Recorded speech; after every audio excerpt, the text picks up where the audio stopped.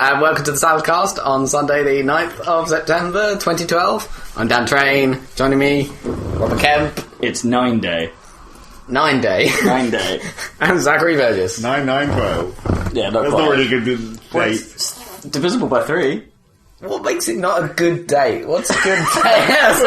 9-9-12, that's not a good date. Good day. It's It's what a they candlelight Poor dinner. date. It's what they always talk about with the game releases, where they release them on 9, 10, 11. 11, They've already 11. used all those, though. That's the trouble. That's The true. only one they've got now is 10, 11, 12 this year. But they can still do like 10-10 or 11-11 or 12-12. But of course it doesn't work anyway, because they always release them on the American versions, which doesn't work when you translate them to the English version, because it's like 11, 9, 12. What? Oh yeah, yeah. That's why you need American them to day. have the same month and day. That's the only way to do it, right? Who thought it was a fucking good idea to change the ordering of dates like that in America? Is it because... Do they do it simply because that's how you say it? You say like the Yeah, probably. September the 9th. said 9th of September. Well, yeah. There's no reason for it to be the other way around. Yeah. And obviously, as has been argued many, many times on IRC, I can tell you, it's logical to do it our way, because it's smallest to largest. Exactly, it is logical. Yes. Yeah. But there are many things we do that are less logical than the American way. What, by Some things. adding extra letters to aluminium? And other words we've used. What other random words we're using? Well, yeah. Well, I suppose any word we have that ends in I's, actually the Z kind of makes a bit more sense, I think, than that S. Yeah, I prefer the Z. In fact, I use it more, actually. In the Oxford English Dictionary uses the Z, but the Oxford University, in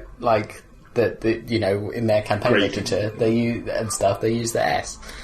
Wait. So the dictionary, The Oxford English Dictionary, the dictionary uses Z. the de facto word Bible.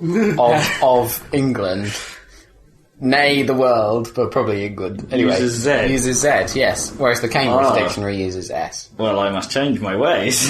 Yeah, it's interesting, isn't it? But yeah, I think it is. I think it's interesting. I don't know. No one cares. No one cares. Yeah, I like to What are we know. talking about next? Grammar is fucked up, so it inherently has some amount of intrigue. Yeah, I guess. And of course, in software, I always use Z because everything's already Z. Yeah, it's all American. Yeah. The trouble is you can't talk about... or at least I can't. It's like, I've already heard all these conversations a million times on like YouTube comments and IRC and all these other places where idiots argue all the time.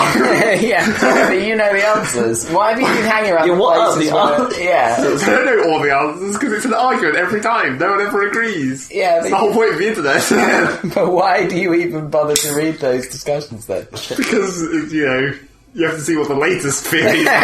So what's the latest theories vis-a-vis the Z? I don't think I've ever seen the Z one be discussed as much as the other ones. What's the most contentious?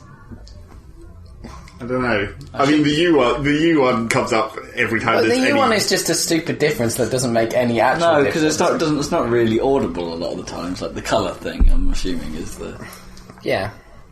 big deal. What you're going to say? You're going to say that it's pronounced differently. I don't think it is. No, it's No, always the same. Yeah. Yeah. Color. And it's like saying centre and spelling it ER. Oh, I don't know. But That one's annoying though. Yeah, that kind of makes more sense the American Well, one. yeah, in fairness, colour shouldn't be pronounced colour anyway, because it's like, it should be like, if you're just looking at it, it should be like colon, like color. Even with the U, it's couleur, but it's like slightly fancy. Now colour. we're just talking about all of English in general. Yeah, damn right I am. English is fucked. Fair enough. People have been talking about that for the longest time, where it's like, we should make English standardised, where letters actually are always pronounced the same. Well, Americans went some way towards that. Like, Every past participle ends in ED. Every one. what was the dude? Webster, right? The American dude who said, right, this is done, let's make it at least have some rules. But the trouble is, if you do that, everything looks really weird when you write it. Yeah, kind of. Yeah. Because you're so used to everything being spelt strangely. Oh yeah, but I don't know, the ED thing could be funny for a while, because it's like, I haven't drove here, or driven, or whatever the... Rob doesn't actually know I what don't that actually is. know, but driven, yeah. drove, there's like the... Drove. You drove here. I drove, is that right? Yeah. So, But something is driven? Is it like past participle of something that has been done something? Yeah. Right, yeah. So I drived. That's wrong. Yeah, there you go. I know. I swimmed. It's amazing. I had a friend who always said use the exact right word, but the wrong tense. Always the wrong tense. I don't understand how... Check the opening of Coke. Opened. That one works. Let's start naming words that are actually correct when you put ED on it. Opened. That succeeds in my new world order. It's like that word will be on a plaque of the one. Yes, there's one of them. Succeeded. These words shall be remembered as the originators of the correct. Originators. It's a good word to use. Yeah, they did. They originated ED. Originated it.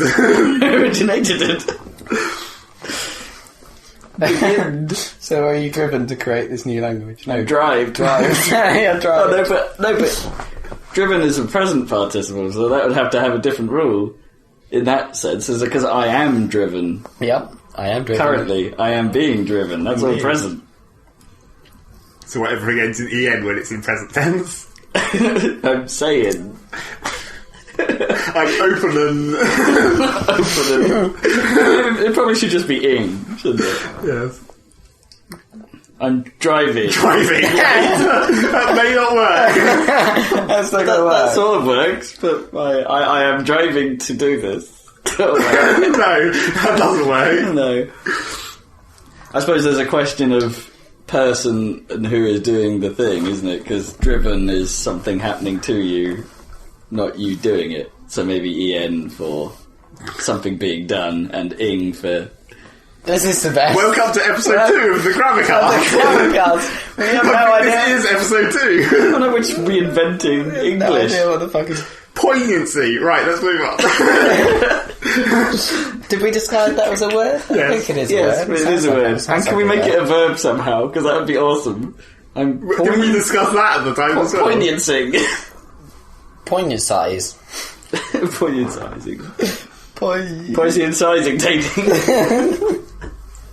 Just throw every variant in a single word. Let's empoignant this and noble spirit embiggens the smallest man. So anyway. It's a perfectly prominent word. Yes? Stop talking about grammar. Okay. Let's talk about something else stupid, maybe. Because we're going to need to fill time, clearly. Such as? Why? Why is that? Because I've only played 2 games this week. Yeah, but I thought you'd be playing so much Guild Wars, you'd probably have tons to say. So much Guild Wars. Not really anything to say about it, is there? But we'll get to that. Stop trying to bait this conversation into the correct video game content. I thought you were doing that. No, I just didn't want to talk about things we already talked about before. Okay. Grammar. This is true. Although, to be honest, the amount of time we've been doing this, it's almost inevitable. Gasp! We're like super old on the internet. What do you think? Like 66 episodes is the turnaround period before we start repeating things. We've repeated things plenty of times before this. Possibly. I am louding. Yeah, exactly. Well, that doesn't count. That's a recent meme for our podcast, apparently. Like that other one which happened right at the beginning that we can't remember. There was one that we said in the first few episodes, just like, this is going to be our thing. We've got it. This is going to be what we know for, and then we forgot it. And none of us listened back to the episode and then remembered what it was. Yep. Yeah, there you go. So we're good at branding. Apparently 60-something episodes is about that. Because we came up with another thing, and then it didn't count. Jeez, 60... Came. That's another word I want to outlaw. Because it would be... You came up with the 64 one. You come up with that. It was episode 64. Which was? That was the important number, obviously. Oh, okay. Because we weren't going to wait for 256, because that's going to take a long time. Yeah, we'll get there. At this rate, though, we will get there. At this rate of like one every 2 weeks. Exactly. The same rate that we've been doing this for the whole time. I'm just saying that we haven't stopped doing it. I'm like, that doesn't actually prove anything. Well, it proves that we might not start doing it next week or 2 weeks. It's like we have a 50% chance. of not doing it. News! The Saladcast is cancelled. No, there's no need to cancel. Although we have been around quite a while in internet terms, it is true. Not as long as we've actually been on the internet, though. Is time like a some kind of? It's going to get existential suddenly. Is time? What is time? It's like the wibbly wobbly ball of tiny wine stuff, isn't it? I was trying to describe, like, in internet time, right, is more time based on the amount of people than it was. I can't say it. I have no idea where this is going. In internet time, is more time based on the amount of people. Well, no, is it like man hours or something like that, where, like, when you mention things on internet time, it's like, are you old on the internet? Is it because, like, if a million people have watched you for an hour, does a million hours make you old immediately? That is pretty much how it works with, like, memes and stuff. When everyone on the internet has seen it within a few seconds, it's like, oh, it's so old, even though it's only actually like a week old. Old meme is old. Yeah, but some of them are so funny that for that week, even if everyone knows them, they still... I think there's a time thing as well as a volume thing. Which is why those, like Oppa Gangnam Style or whatever, that was funny for like a week, even though everyone had already seen it in the entire world. Yeah. And it's still kind of funny, but it won't be for much longer. Well, some things are always funny. It's why those films always some memes last forever. Yeah, the ultimate memes. The ultimate 4chan memes enshrined in memedom forever. Yeah. And some non-4chan ones. They don't own all of them. But it's why those movie films always fail, because by the time they make them and stuff, everyone's like, no, fucking hell, we don't want to hear about Britney anymore. Yeah. That's true. Leave that alone! Yeah, that's a really old one. Leave that alone. But how old?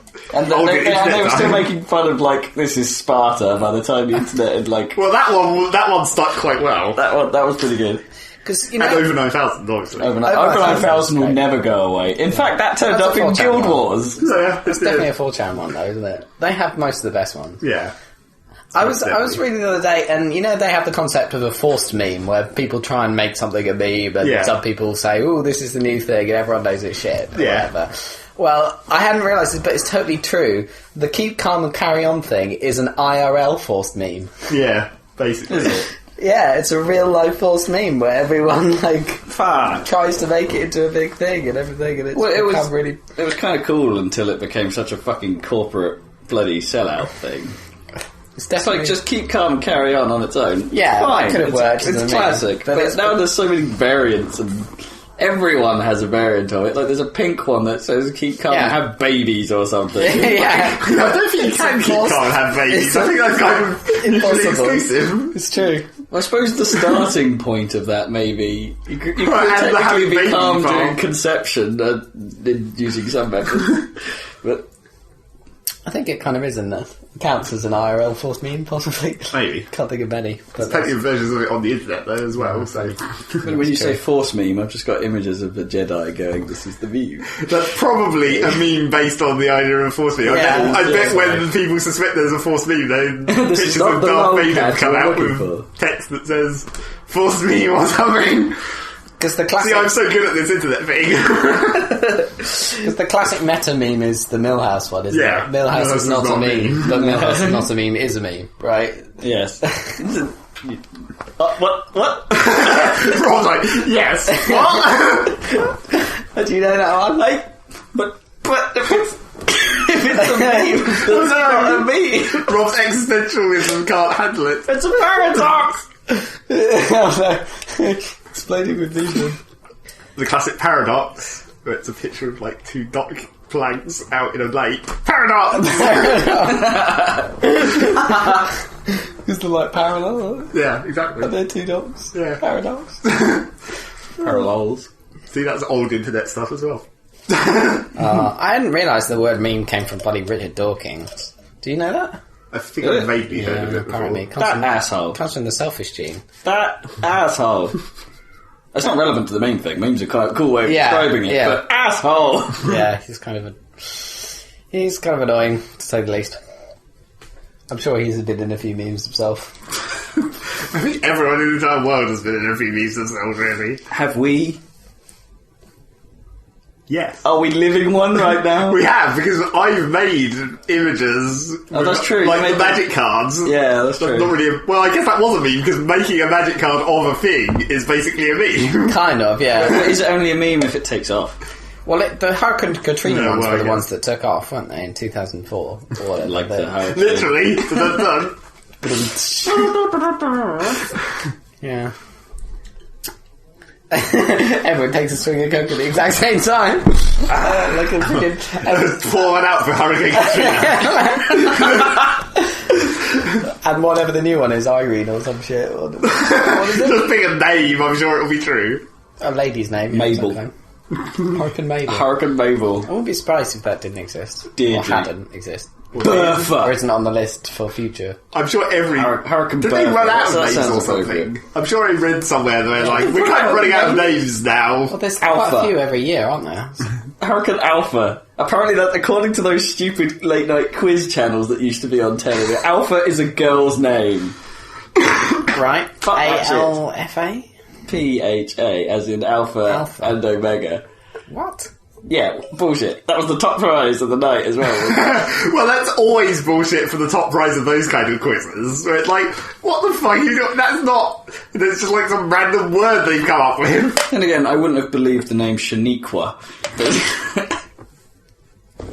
Not sure that's actually true. Alpha. I'm so alpha. I'm literally... That's my name. I'm going to have a son and name it Omega. That would only work if you were a dude. I know, that's the trouble. Yeah, that's why it doesn't work. Just like we're trying to go against, like, sexual repression or whatever. Exactly. Annoyingly, our intro section has now gone over the 15-minute mark. So you can't I can't clip it into the new YouTube channel. I'm sure you can find a point somewhere in this retarded trail of conversation to cut it off. Well, if we go on for another 15 minutes, then that's 2 clips right there.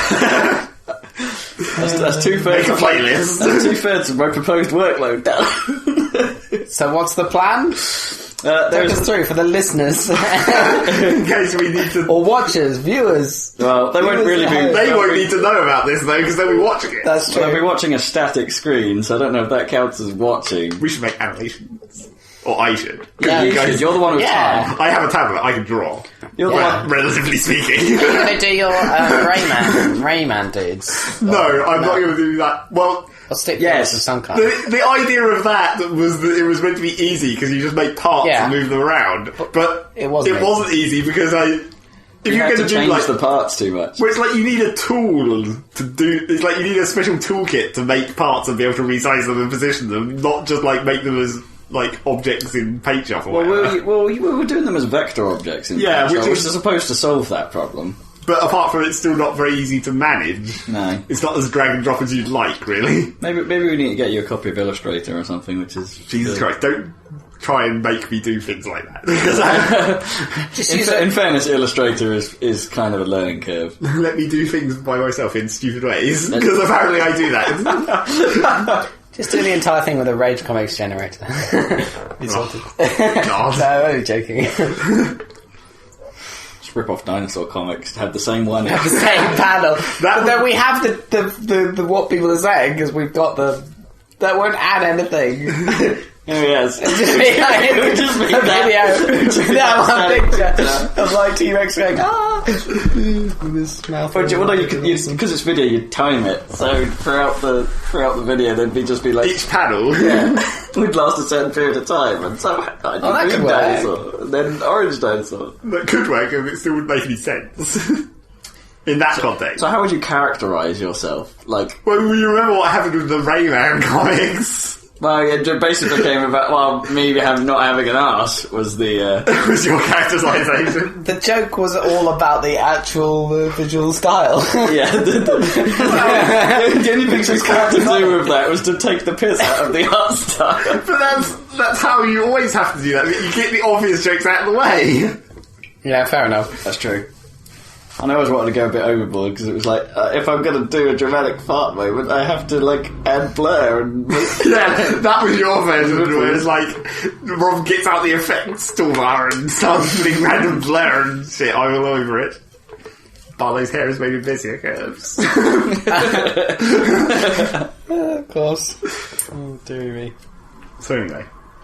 So how would you characterise yourself in the modern... In the modern day? Yeah, because that's like 10 odd years ago, wasn't it, that shit? That's old on the internet. That's older than old. You just do your usual drawing, your cave salamander with jeans. And I don't think that actually works, though. No, for this context. It would need to kind of be stylized. And also, if I did that, it would match with what you do. Like, do you want to come up with animals? Maybe we can all be animals. Who wants Goku hair? I don't know, maybe. I always thought... whenever I thought... This is really dumb, but whenever I thought of the potential of... This is really dumb. This whole thing is really dumb so far, yeah. Yeah, I agree with that. But whenever I thought of potential options for, like... If we're going with a salamander, what can I come up with that fits you guys' personalities? Yeah, but it doesn't work, because all I can ever think of when I'm thinking of Rob is, like, any Arctic creatures, because it's just glacial. It's like, none of them fit. He's not a penguin, he's not a polar bear, and then you're done. Why am I not a penguin? What's wrong with penguins?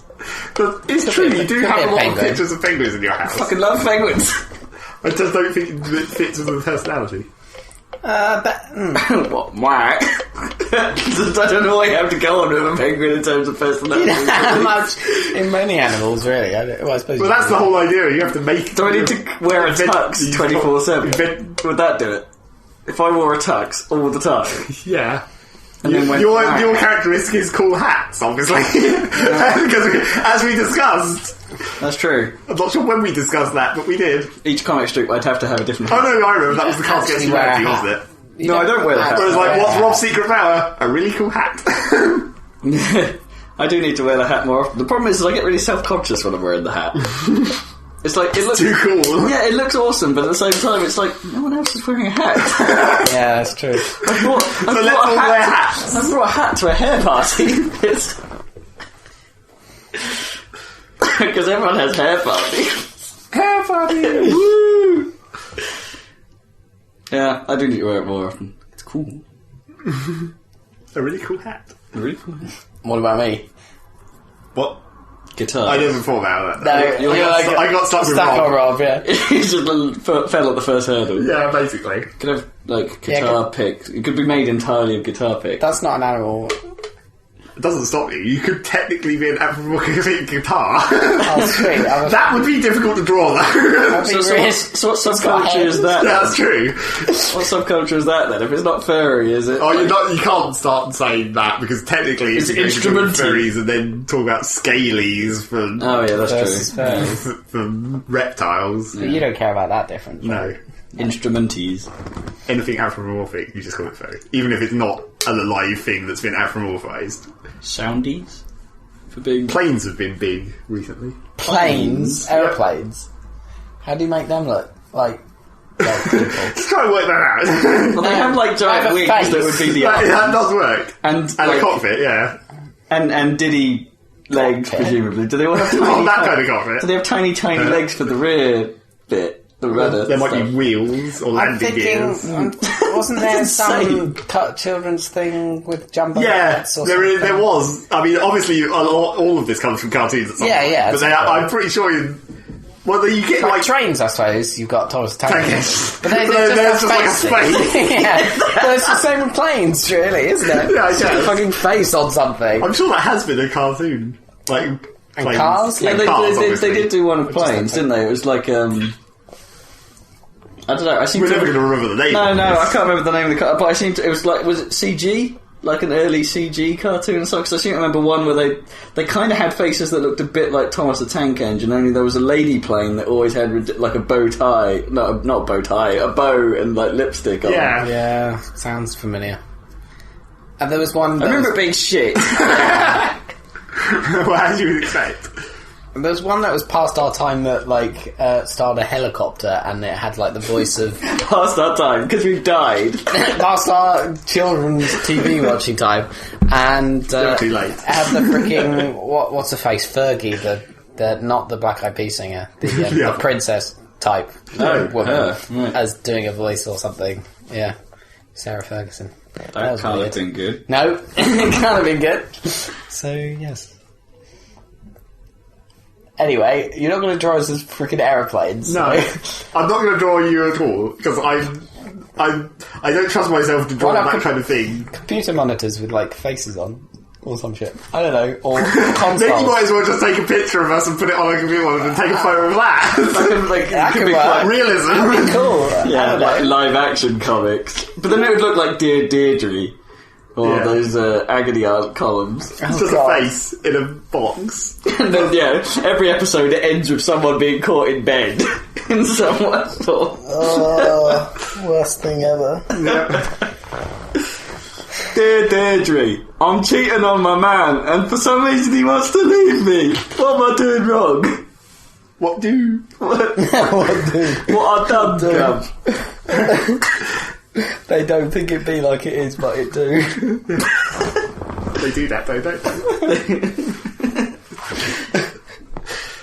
they? Hey, up. No one. Right. That quote is just a classic. Right, we might have to explain this one. Oh no. Does anyone remember Fatal Racing? Fatal Racing? I'm sure it is. No, not now. I can't remember. The oldie PC racing game. Early 3D. Oh, I'm trying to remember who it was by. It was by okay. Early 3D. The version I had was a 3DFX modified version of it. Okay, I got it.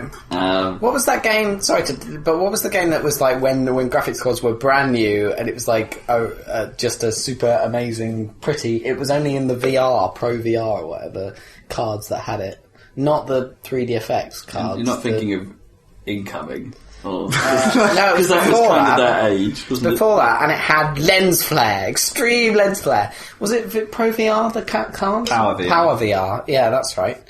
And, I don't know, Ultimate, I can't remember that. Anyway. No, anyway, carry on. Fatal Racing. Fatal Racing had a cheat code for it that turned all of the menu announcers and some of the commentary into some random dude. Well, it wasn't just one dude, though, was it? Or it was one dude doing different voices. Well, the announcer guy was a different guy. Yeah. I think. And, there was the one guy doing different voices during the menu. But so when you're selecting the card, instead of having, like, a sort of, like, well-spoken man sort of tell you a bit about it originally have... card. I think it did, yeah. And then... you'd have some ridiculous... Or maybe it didn't. Maybe you're right. Maybe they just added it for this cheat. They'd have some guy putting on different accents. And so when you... we always played as global because their cars were super hardy. And we were bad. And we were terrible, yeah. So it was like we could just survive anything. But when we hover over it, for some reason, I just remember this, like, totally outright. It would just go, there you go. Global! They make cars that are dead hard and fast. But they do that, don't they? That's all we remember about that game, really. Apart from corkscrews. That were impossible to navigate. And, I remember Zizzin. Oh, yeah. He breaks into song and starts going, there'll be Zizzin cars over the wide cliffs of Dover, but the better off on the race course, so use this car. What the hell? The age of classic sound effects. Yeah. It was like Tank Racing. Long past. Or Big Red Racing. Oh my god, Big Red Racing. That game was built on an entire library of retarded sound clips. We did that, though, at some point.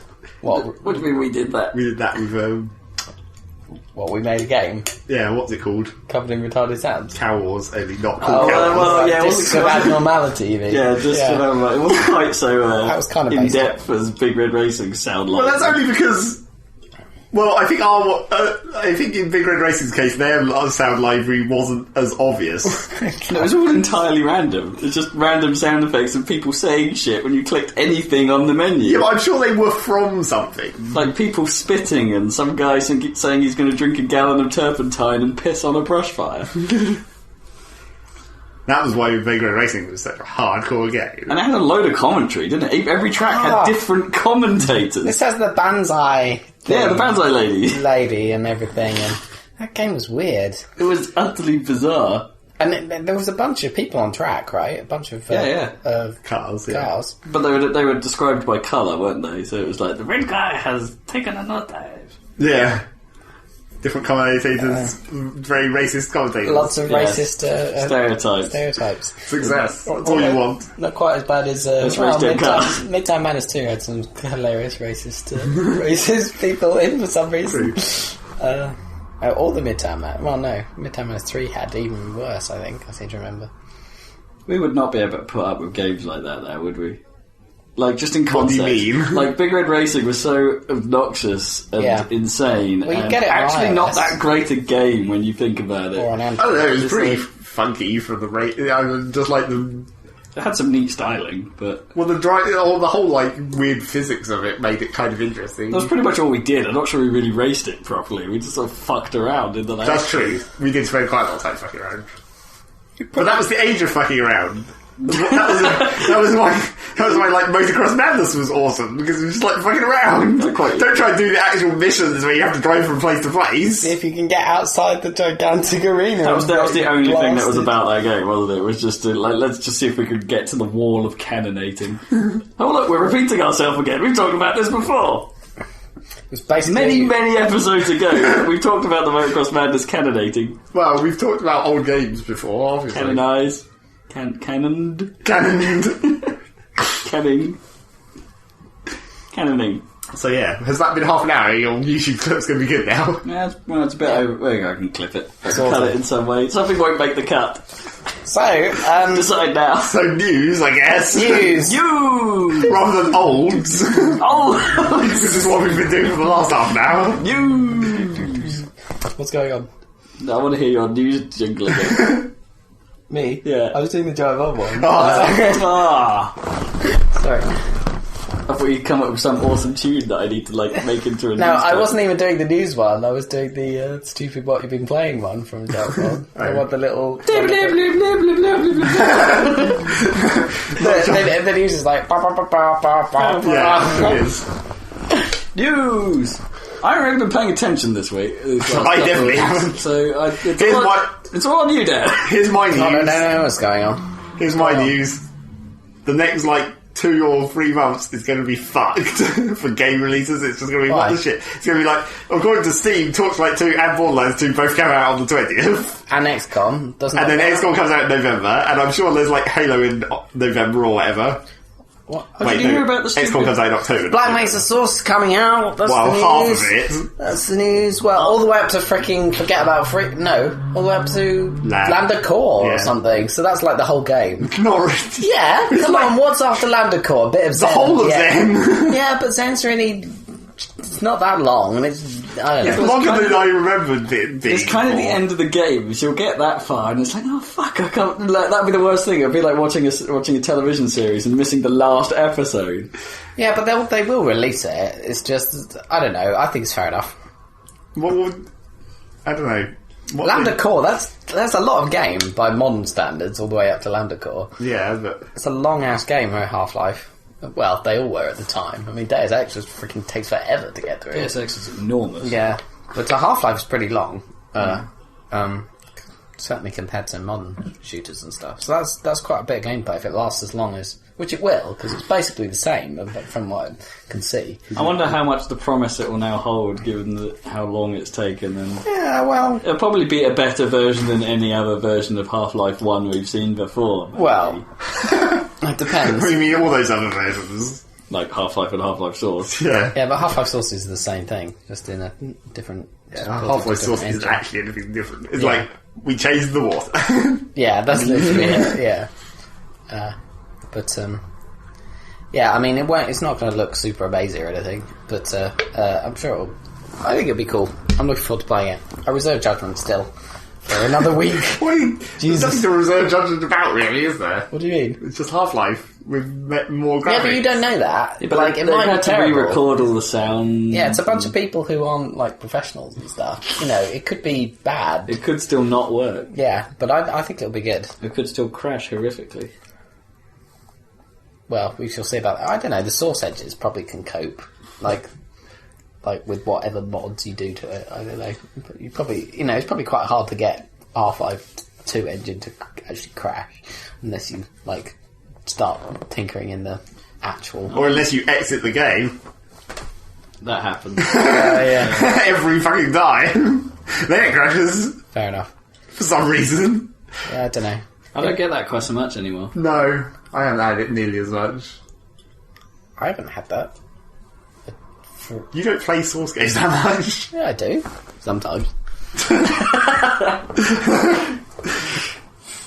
Internet time. Yeah. Did you hear about the XCOM? I can't remember the exact details of it, but there was like a tiered pre-order thing. Yeah, that was the thing I was trying to remember that was actual news. Because as soon as it came off a pre-order, I was like, "Oh shit, I need to pre-order this." And then it wasn't on Steam, and I was like, "Oh no, why is it not on Steam?" It is on Steam, and then it appeared on Steam like the next day. Right. So what's the deal? Oh, they're gonna hit this. Clearly, does everyone get a free copy of Civ 5 when they hit this thing. Everyone who pre-orders will get the Civ 5. Everyone in the world. Yeah, everyone who has a Steam account just gets Civ 5. Is that how it's... So that once they hit that... It's like a Kickstarter for pre-orders. Yeah, basically. Yeah, well, that makes sense. But it's like... That sounds... So it's not that the people who pre-ordered earlier... No.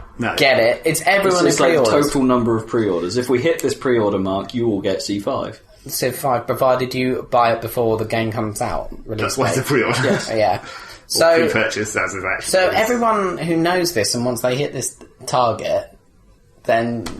Definitely do it, right? Yeah. Well, as soon as the Civ 5 I haven't got point Civ 5, reaches, so... then it's a no-brainer. Buy it, get 2 games. And with Kickstarter, and I don't know what the targets are, but with Kickstarter, like they always seem to hit these targets. So. Oh yeah, but the Kickstarter things, the tier system works slightly different. That was a bad analogy, actually, really, because you have to pay more to go to a higher tier. Yeah. Right. Okay. It's about your contribution as to what tier you're in. No, but I mean, there's that other thing, isn't there? Like with the Planetary Annihilation Kickstarter, they had like additional goals past the Kickstarter goal, like booster goals for the whole of everyone. If we reach this target, you will have water planets. That's like that's because that's funding, isn't it? So it's like when their overall cash reaches at a certain point, they can do even more stuff. Yeah, that's how that works. Yeah, so I mean, Farsight used that presumably to spool over to other pinball table Kickstarters. Presumably, in the XCOM thing, regardless of whether they make these targets or not, which they obviously will. Which they will. Presumably, that shit will probably be DLC at some point. Not the Civ 5 thing, obviously, because that's a game, but the other stuff. Yeah. Okay. Or maybe it won't. Or maybe it won't. Yeah. I mean, the first pre-order bonus is the classic XCOM guy, which is actually really funny. Cool. With his stupid haircut. Looks like Guile. So I saw a video of XCOM gameplay today. Yeah, I watched a long one as well. It's looking pretty sweet, actually, isn't it? And they had, Sid Meier as the psychic guy, which is kind of hilarious. He looks really dumb. Yeah. He doesn't fit in the game world at all. No, but it was kind of hilarious, regardless. But yeah, it looks pretty cool, I have to say.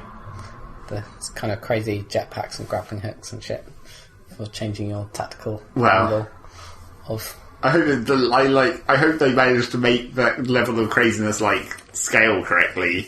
Because it just seems like when you've got to that level of tech with the biotic dudes and the crazy grappling stealth people, that just seems like not making it too easy as such, but it's too many options. Maybe. Well, they're probably... You can't be as tactical when you can go absolutely everywhere, because there's no idea of moving progressing your line or defensive positions, because you can just go. That's true. Well, that's probably quite late game, I expect, all the kind of that stuff. Well, yeah, but whether they scale the layout of the levels or whatever to present challenges even when you have that amount of technology. Yeah, that's true. Oh, we'll have to see how they... Then again, I guess that is sort of the whole point. Is the whole point of the research is eventually you do just become awesome. That's kind of how it was in the original XCOM. But it's really hard to get there, right? Yeah. It's once you get over the hump of getting enough resources and researching the right things to get the right technology, and then you're like, oh, now I can actually survive missions without everyone fucking dying all the time. Yeah. That is the problem, isn't it? So yeah, don't know. So XCOM.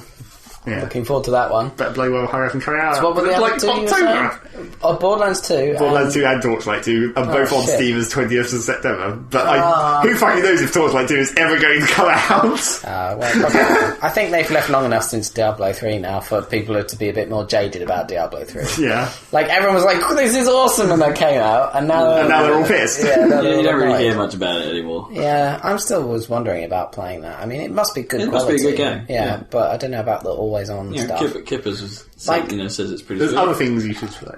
Other news: Ubisoft has dropped their DRM shit. Finally, yeah. So that's kind of cool. But how will you tell? I know. No, tell off your internet. If you have good internet, yeah. Yeah. Well, no, that's good news, nonetheless. So that's cool. I heard PopCap are in trouble. Right? As much trouble as it can be. Potentially financial... I can't remember the exact reason, but they were in some financial problems, I believe. Well, they fired a guy. Yeah. I think they fired a few guys. Yeah. Also, an important guy. Like the Plants vs. Zombie guy or something. Oh, yes, that was it, yeah. Which seems completely strange. And given that Plants vs. Zombies 2 is on the horizon, it's like, right, you've designed everything, now fuck off. Basically. It does seem odd, because like PopCap just make much better games than like obviously Zynga. They haven't had much output though of like really, have they? It's like, what have they been doing? Maybe Plants vs. Zombies 2 is going to be this epic. They've slowed down a lot, and this is, with the exception of Bejeweled, this is the first time they've done a proper sequel. Do you call sequels to Bejeweled proper sequels? Maybe. True. Well, no, you've got Knights for... Oh, it's not a proper sequel. That's an expansion for Peggle. For Peggle. Also, you can't really make it sequels to their games, because they're just puzzle games. That's the trouble. I don't know. But, I mean, who's their closest competitor is probably something like Rovio now, isn't it? I guess. And they only have 2 games. Yeah. And a movie. Or a kid's cartoon show or some shit. Or something. They've totally hit the branding sweet spot with those birds. Yeah, they got it just I can't help but think it's cool even when I see someone wearing the t-shirt, or a kid wearing it. Why would you think that's cool at all? I don't know, there's something about the birds. They're just... You just like fucking birds, don't you? I don't like fucking birds. I don't want Peter on my ass. It's got to be a bird. I don't know, they're so cool. Like the plushies, especially. The plushies are cool. Plushies are always cool, apparently. Most of the time. Here's a giant virus. Well, they're kind of cool. Plushies aren't always cool. When they're in the shape of something that is actually sort of recognisable. Like Sonic plushes, for instance, always look fucking weird. Well, it's because he has really weird anatomy, where his legs are long, thin tubes. Mario plushes, they look weird. Because he doesn't have any anatomy either. Yeah, Yoshi's aren't so bad. Yeah, Yoshi's are okay. Toad probably works. Yeah, Toad works. I know someone who has a Toad. Plushy. A little Toad. What? Yeah, no. Need to get a T-Rex plushie. You have no idea what's cool. It's basically what it's doing. What? Cool hats, whatever. Yeah, because ultra cool people like Notch wear them. Yeah, clearly. And Yahtzee. Yeah. 2 prime examples. But they wear big hats. Big doesn't necessarily mean cool. They're not that much different from your hat, really. No, they're like Dreiser bones, aren't they? They're like Outback hats. I don't know if that's the proper word for them, okay? But, like Australian Crocodile Dundee hats. That was the worst Australian accent I've ever had. I saw him bleep up halfway through. Dundee hat. Crocodile. I still can't do Australian. I've been trying. It's just not possible. Australians, they're not possible. Speaking of Australians, yeah, I saw the new Total Recall film. It's got Australia in it. Oh right, yeah, of course, I remember now. I was like, did you see it? No, but I've heard enough about it to the main plot's Australians figuring. Yeah, because the main plot's kind of weird. Because it's sort of Mars. Their concept is the entire Earth has been fucked by chemical warfare. And the only habitable places are Britain, what now known as the United Federation of Britain. What? Or the UFB. And the colony, which is Australia. Oh, brilliant. Classic. It's the story is basically a big old anti-Britain campaign about... Well, the story is basically what really happened. It's like all the criminals and shit people are in Australia, and England is walled off. Yeah. It's that's not... We're not walled off. And they get the colonists to fall to Britain to work. Yeah. And it's it's actually quite a good film. It follows the sort of story beats of the original Total Recall vaguely. But you don't go to Mars. That's what makes it cool, clearly. Yeah, it's not got Arnie, Well, exactly. which is immediately a downer. But it's actually a pretty cool film. Has to be said. And there's so much, as Movie Bob from The Escapist would say, you need to imagine echo on my voice. Lens flare! There's so much lens flare. It's kind of Mass Effect-y in its blueness. I haven't heard much about it, but all I've heard of has been bad. It's alright. Don't listen, it's alright. Says Rob's I think a lot of people... It does lose marks for not being the original Total Recall. We didn't make the exact same thing again. Exactly, but but I kind of commend them for not doing that. And it doesn't end with them... When does that video game movie come out? Video game movie? One? Oh, what, Wreck-It Ralph? Yeah, that's due, November. Oh, yeah. Is that going to come out in Britain at the same time? Yes. Or has it already... Because all the Pixar shit always comes out in question, America but they've been first. pretty good with the release schedules of late. So Like, it's scheduled for November in America. Right, okay. November in America. We'll have to see when it comes out here. I'll be too busy playing games, apparently. What, in November? Yeah, still. Like, I've got to play Borderlands. I've got to play XCOM. Well, that's good, because it means at least one of us will have some entries for this year's Game of the Year. That is true. I think all the games of the year are going to be like right at the end of the year. Yeah, what have they been what have we played that we've liked so far this year? Coming soon, Game of the Year. Let's have we a should pre-game of the do year a discussion. halfay through the roundup of... Oh, no, let's not schedule anything else. No, I'm we're just a bit late right now. Well, yeah, but probably in terms of releases. Well, yeah, it was probably halfway through the release schedule, I guess. Yeah. Well, what was it? Max Payne 3... sorry. Max Payne 3 has come Mass out. Effect 3. Mass Effect 3 is a big contender.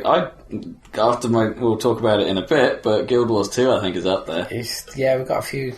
Well, yeah, I mean, we're talking about stuff that's already come out, and Guild Wars 2 barely counts, but I was thinking about Guild Wars 2 is in the later half of the year group with the other good things, or theoretically good things. Pinball Arcade. Rob's game. Did that actually come out this year? Yes. Really? Pinball Arcade was this year. It's going to be Rob's Game of the Year. I think we've already decided that one.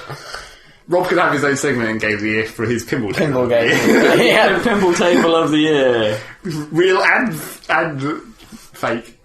And but then it wouldn't be of the year, I suppose. It's like there would have to be a virtual remake of an old Pinball Table of the Year. I guess, yeah. I suppose there's not really any actual pinball tables of this year. There might be like one. As far as I know, there's only one pinball company that actually exists at the moment, and which is Stern. And apparently there's a British company starting up to do it. You've said this before on the podcast. Oh, I did it on the podcast, did I? Yeah, when we were talking about pinball. that major event where we went to a pinball thing. That's 66 episodes, that was so long ago. It was only like 2 or 3 episodes ago. I don't even know. Oh, I know what'll be my bloody Game of the Year. Obvious, isn't it? Assassin's Creed 3. Wait, what? That could be. No. Even more obvious Dan thing. What, Batman? No, that was last year, wasn't it? I think. Oh, Battlefield's this year, isn't it? Or was that last year? Battlefield? What? Definitely that's last year. How long have we been playing that? I don't know, it just doesn't feel as long. I don't know why. Deep Fortress 2? What? Yeah. Obviously, my game of the year will probably be GTA 5, right? Is that actually going to come out this year? I think so. I doubt it. I think so. They're really releasing screenshots. It'll definitely be out by this Christmas. I highly doubt it. Why are they doing all the hype for it then? Because that's what everyone always does. They hype shit and then fail to release it at the time. Or they talk about it constantly and then like go silent for several months. And I don't think they can pull it off on the current gen machines. What do you mean? They're not going to wait for next gen. That would be ridiculous. I'm not sure. Well, yeah, you may be right, but I don't think GTA 5 is going to live up. Is going to be possible. On Xbox and PS3. But all the screenshots and stuff, it's obviously on current gen because it doesn't look that great. I mean, it looks fine, it looks good, well, but it's a definite step up. And given the open worldness of it and the amount of extra stuff, I don't know. Starting to. Maybe they've invented some kind of better streaming. I reckon. I'm sure it will install on current consoles, and it will run at 30 if you're lucky. Well, 30. Barely ran at 30 on the last GTA 4. Barely ran at 25, 30. That'll be the situation. But still, it's going to be awesome. Can't wait. So that will be your game of the year because you haven't played virtually anything else. That's the main problem with your game of the year. I played Mass Effect. I played Max Payne 3. Yeah. Contenders for Game of the Year. What have you played that's contenders for Game of the Year this year? Guild Wars 2? And all these other games that are about to come out. You haven't played them yet. You don't that's true. You don't know if I'll play them, do you? What have I played for this whole year? I was trying to think of any other releases. I'm sure there was some indie game I played quite a bit of that I thought was amazing. Not Bastion. No, that was last year. Or Breath of Death. Well, no, I have finished that now, but that's, again, not this year. Well, no, technically. No, I can't. No. Oh, we're going to have to go over my list or something. Like, check the Steam history. We've still got another 2 or 3 months to worry about this shit. That's true. Yeah. During which time we'll be playing the best games of the year. So and won't be worrying about this shit, and then when it gets to like December the 25th, we'll be like, oh fuck. Oh fuck, what are we doing? Yeah. So, I'm quite tempted by Borderlands, actually. You better be tempted by something, because you don't play enough games with us. With you guys? Yeah, maybe, I guess. Boo! I never know when you're going online to play games. All the fucking time! That's not true. Well, in my case, anyway. Yeah, in your case, it's true. Well, basically, if I'm logged into Steam... You're about to do something. Or I am doing something. We can do something. Yeah. Kippers wants to play Left 4 Dead. Kippers does want to play Left 4 Dead. Damn it, we should play Left 4 Dead then. Yeah. We could get a foursome. Yeah, exactly. Actual 4 people. Left 4 Dead 2? Don't know, does he have 2? Yeah, he does. Does he have 1? Did he actually mean Left 4 Dead 2? He has 1 on Xbox, so he wants to play Left 4 Dead 2 on PC. Yeah, but I think I need to download Left 4 Dead 2, actually. I want to get a bigger hard drive. That's fucking ridiculous. Run out of space. How are you running out of space? Because I have old hard drives that are small. Yeah. I need one with terabytes in it, which I don't have. I'm running out of space on my... Well, I have run out of space on my Steam partition, but that's only 250 gigs. Because I was like, 250 gigs, that'll be plenty for all of Steam. Apparently not. By a long shot. Yeah, because when I upgraded my PC, it was I ordered a hard drive with the thing, but then there was that whole... Disaster. And, literally. Yeah, and they didn't deliver it because it hadn't been made, presumably, or they ran out of stock. So I've never got one. They've come down now. Yeah, no, so I'm going to get like a 2 terabyte. I can't remember how you fucking tell Windows where to put your page file, because I noticed the other day that my page file has mysteriously migrated onto one of the partitions that was meant to be empty. I was like, wait, this partition says it's got like 30 gigs of data on it. Being clever, is it? 30 gigs of page file. Yeah. That's epic. Yeah, it's gigantic. But then I was trying to think back to like the last time my computer had a giant fit, because that would have been when it was moving it. Because that always happens when your page file needs to get extended, or you run out, and it's like your computer just locks up for several seconds as it goes, more data. So wait a minute. So it's on my XP partition, which doesn't have XP on it. Yeah. It's just an empty space that I reserved for XP. Are you running 7? Yeah. Did you buy that? Yeah. Came with the computer. Oh, cool. Anyone see any point in upgrading to 8? No. No, I'm not. I haven't read anything about 8, so I don't care, so 7 works well enough. It doesn't look like a total disaster, but I don't need it. No, it's supposed to be quite a lot more performant than 7. Which is, you can like... How's they working out? Then again, 7 was like, when 7 came out, everyone was like, oh, holy shit, it uses like 2 gigs of RAM all the time. No, it's because Windows has a greedy RAM system. It's like it will use as much RAM as everything else isn't. So, you can... I know someone at work who runs 16 gigs of RAM in his home machine. I have 16 in my work machine. And Windows basically installs itself into RAM whenever your system boots. It's like all of it. It just goes, right, I'm going to use the majority of this. And as soon as a program wants to use that RAM, it gives it up. Yeah, it's quite clever. That's how Windows works. It just sort of gives... because it can... Presumably, when you're loading that much stuff into RAM, you can prioritise it quite easily and say, well, this is the shit you're likely to never need. So the program... Just take it. Take it from me. Go on, have it. But it does make monitoring your system usage kind of tricky. Yeah. Yeah. It's cool though, it works. 7 is a good operating system. It works fine, so. I'm sure it'd be interesting to see whether 8 succeeds in the way that they want it to, as in for... on the tablet devices? Well, I guess, and just in general for like... It's obviously aimed at a less technically minded, I guess. But this is the stupid thing. I don't think 8 is actually that easy to use on a desktop. from what I've seen. Well, it doesn't it's look like it requires, in order for you, I mean, it looks fine, but from me as a computer user perspective, because I know, there's going to be a few keyboard shortcuts to do a few key things. Yeah. But the alternative is that the removal of the start button has proven to confuse a lot of people already. Sure. They have reliance on you knowing that the Windows key on the keyboard is now the place to do stuff. Yeah, sure. If you don't know that that's what the Windows key does, which a lot of people don't, surprisingly.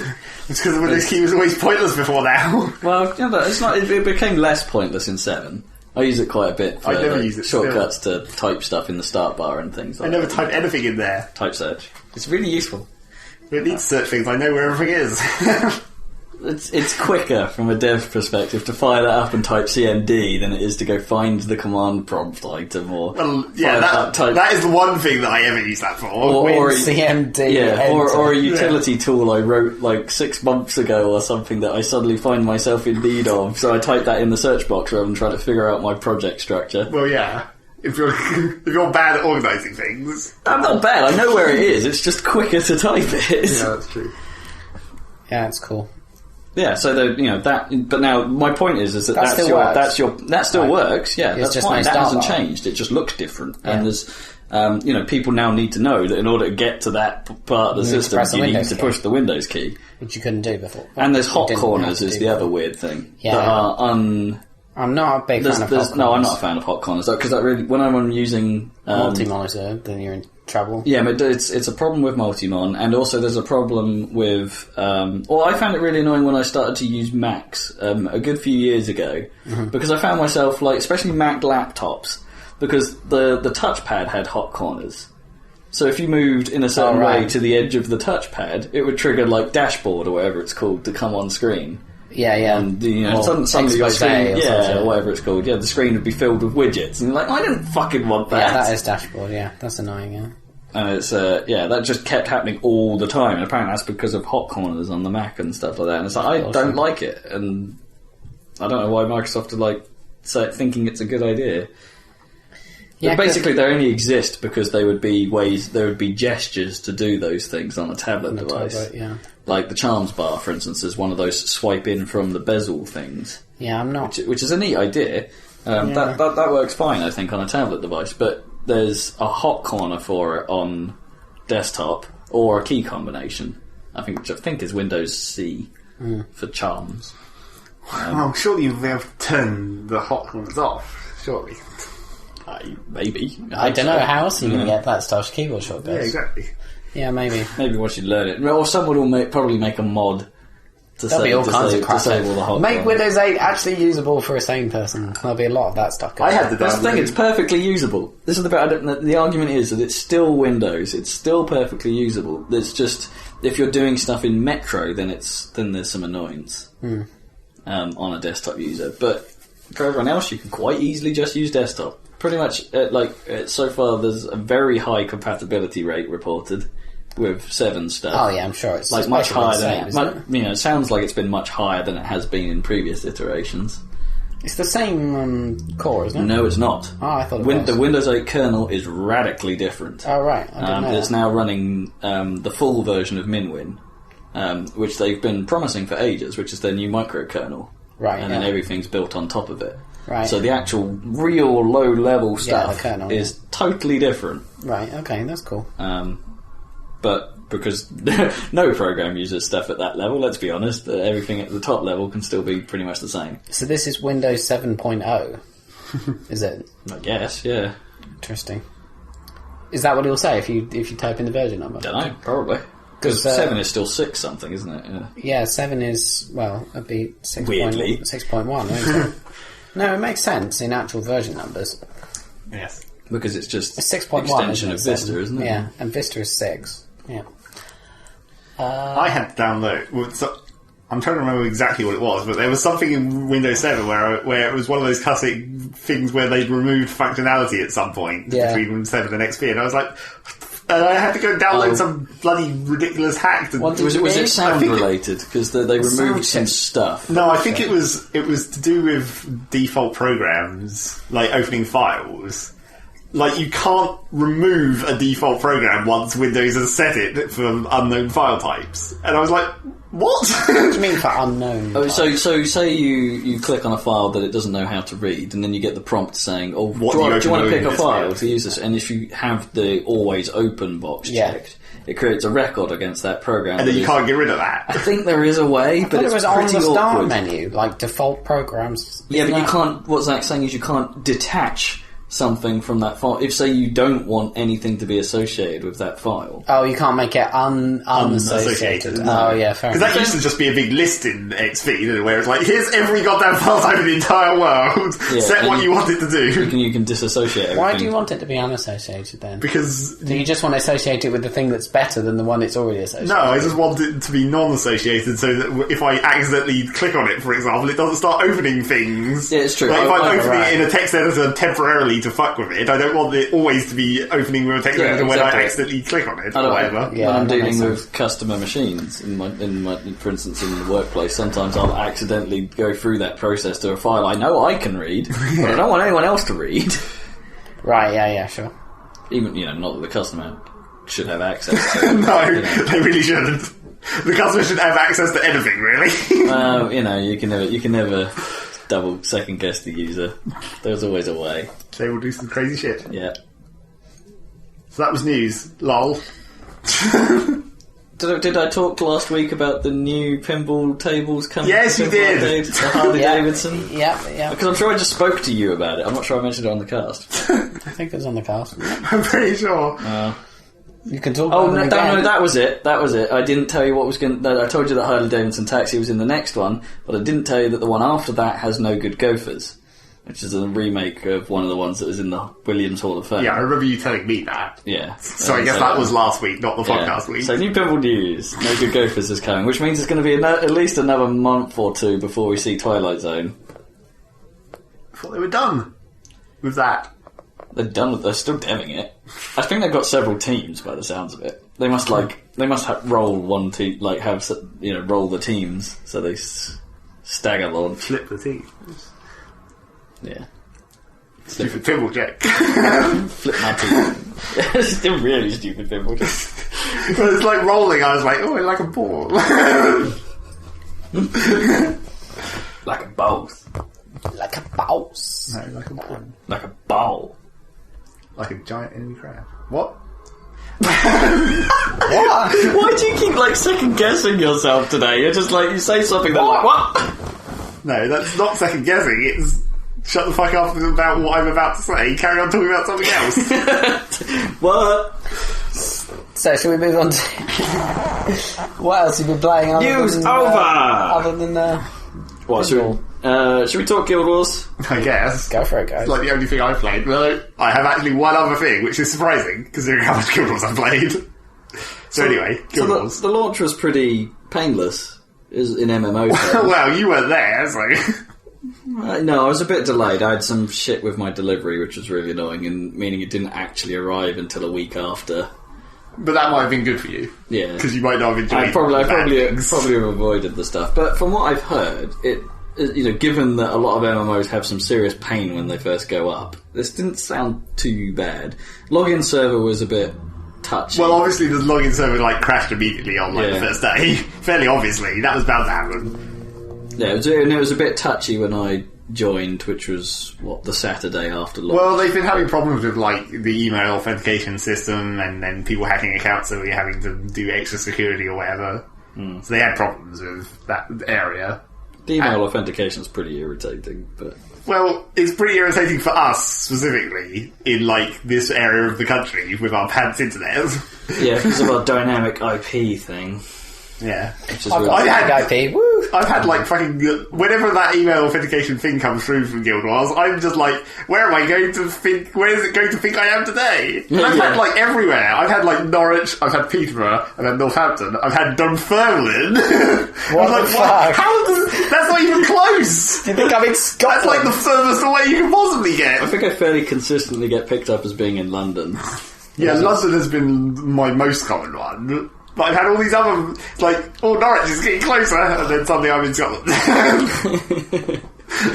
So at least it's all UK based. But although that probably is more to do with my internet being shitty recently. It's been dropping its DNS constantly. Mine's not been great either. I think it's because... Well, I don't know why that affects you, because they're rolling super fast out to my... Yeah, as you keep saying. To my exchange. No, they're actually doing it now. I have a date and everything now, like a fixed date where they think it will be. Well, I guess it could be. It depends what part of the line they're working on, because potentially I could still be routed through it. So it's like annoyingly, it's very consistent when it goes down, which is why I think it's to do with the work. For me, my line drops fairly consistently around 7 to 8 o'clock in the evening. Annoyingly, when I get back from work. Yeah. So it's like, but I get in and Gnome's like. And Gnome's like doing stuff on the iPad, and then it breaks, and she's like, "What have you done?" Yeah, and it's like, I haven't done anything. I just turned my computer on. Well, that could obviously cause problems. Yeah, maybe that does it. I don't know, but no. Some nights it just goes down before I've had a chance to. Yes, it's been really bad lately. Yeah, it's twitchy. But anyway, Guild Wars, not Guild Wars. internet. Guild Wars. What was let's talk about the launch. I was kind of impressed in general, actually, with Guild Wars. Guild Wars 2s. Guild Wars did.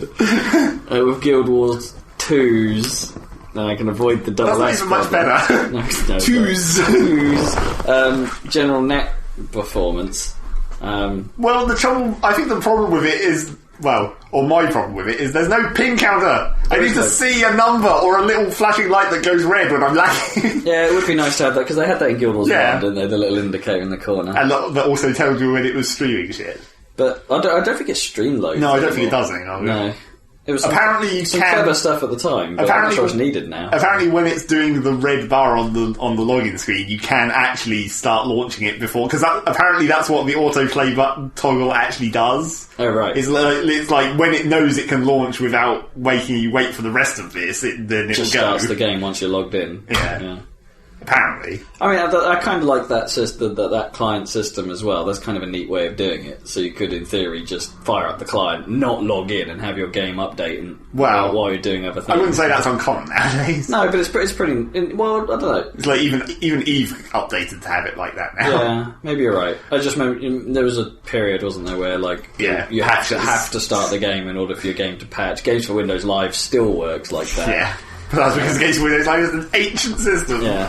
But I don't know, I've been fairly impressed with its netcode, because you could be in like a massive fight and it doesn't appear to lag. Well, that's the trouble, it doesn't appear. It's hard to tell. But that's better than it means I haven't yet cared. There's been a couple of times where I've outright lagged out. Yeah. But you can tell when that happens. Yeah. But, when a severe cut has happened. Everything becomes invulnerable suddenly. Yeah. But for general play, when it's working fine, I've not noticed a single problem, and that... Well, you haven't really... I don't think you've been in the biggest fight yet. You haven't really been in... We haven't gone into World vs. World. The biggest was the Fire Elemental and... Well, that was only like 50 people or something. That's pretty big. Well, the thing was big. I wouldn't say the player count was that big. Alright. Well, yeah, I'm sure we'll get to bigger, because, that was a starting area thing, so... a starting area thing that's fucking impossible! Yeah. Well, yeah, that's the boss of that area, isn't it? That's the big deal. It's like the Asura's first boss. As I said in the live stream version, I'm pretty sure there is one of those large things in each of the starting areas. Because I know of the Sylvari one and the human one. Yeah. And that Asura one. But the Asura one, fucking impossible. Yeah. I thought they were going to fix that after the beta where it murders everyone every time. Or immediately. Yeah. It's just like everything is a one-hit kill that thing fires upon you. I'm just wandering around and all of a sudden it's like... Basically, it's those little mounds of fire. Well, those don't even come from the main thing. Those come from the offshoot thing. Oh, embers. Yeah, the red ring appears around you and you're like, fuck! And you don't have enough time to move by the time that thing just murders you. And you're like, well, I'm down in a fireball. No one's going to res me here. And if they try to res you, they're standing still for too long, then they get flamed. Yeah. You can't stop. It's insane. So yeah, that's still ridiculous. But the spectacle of it is awesome, though.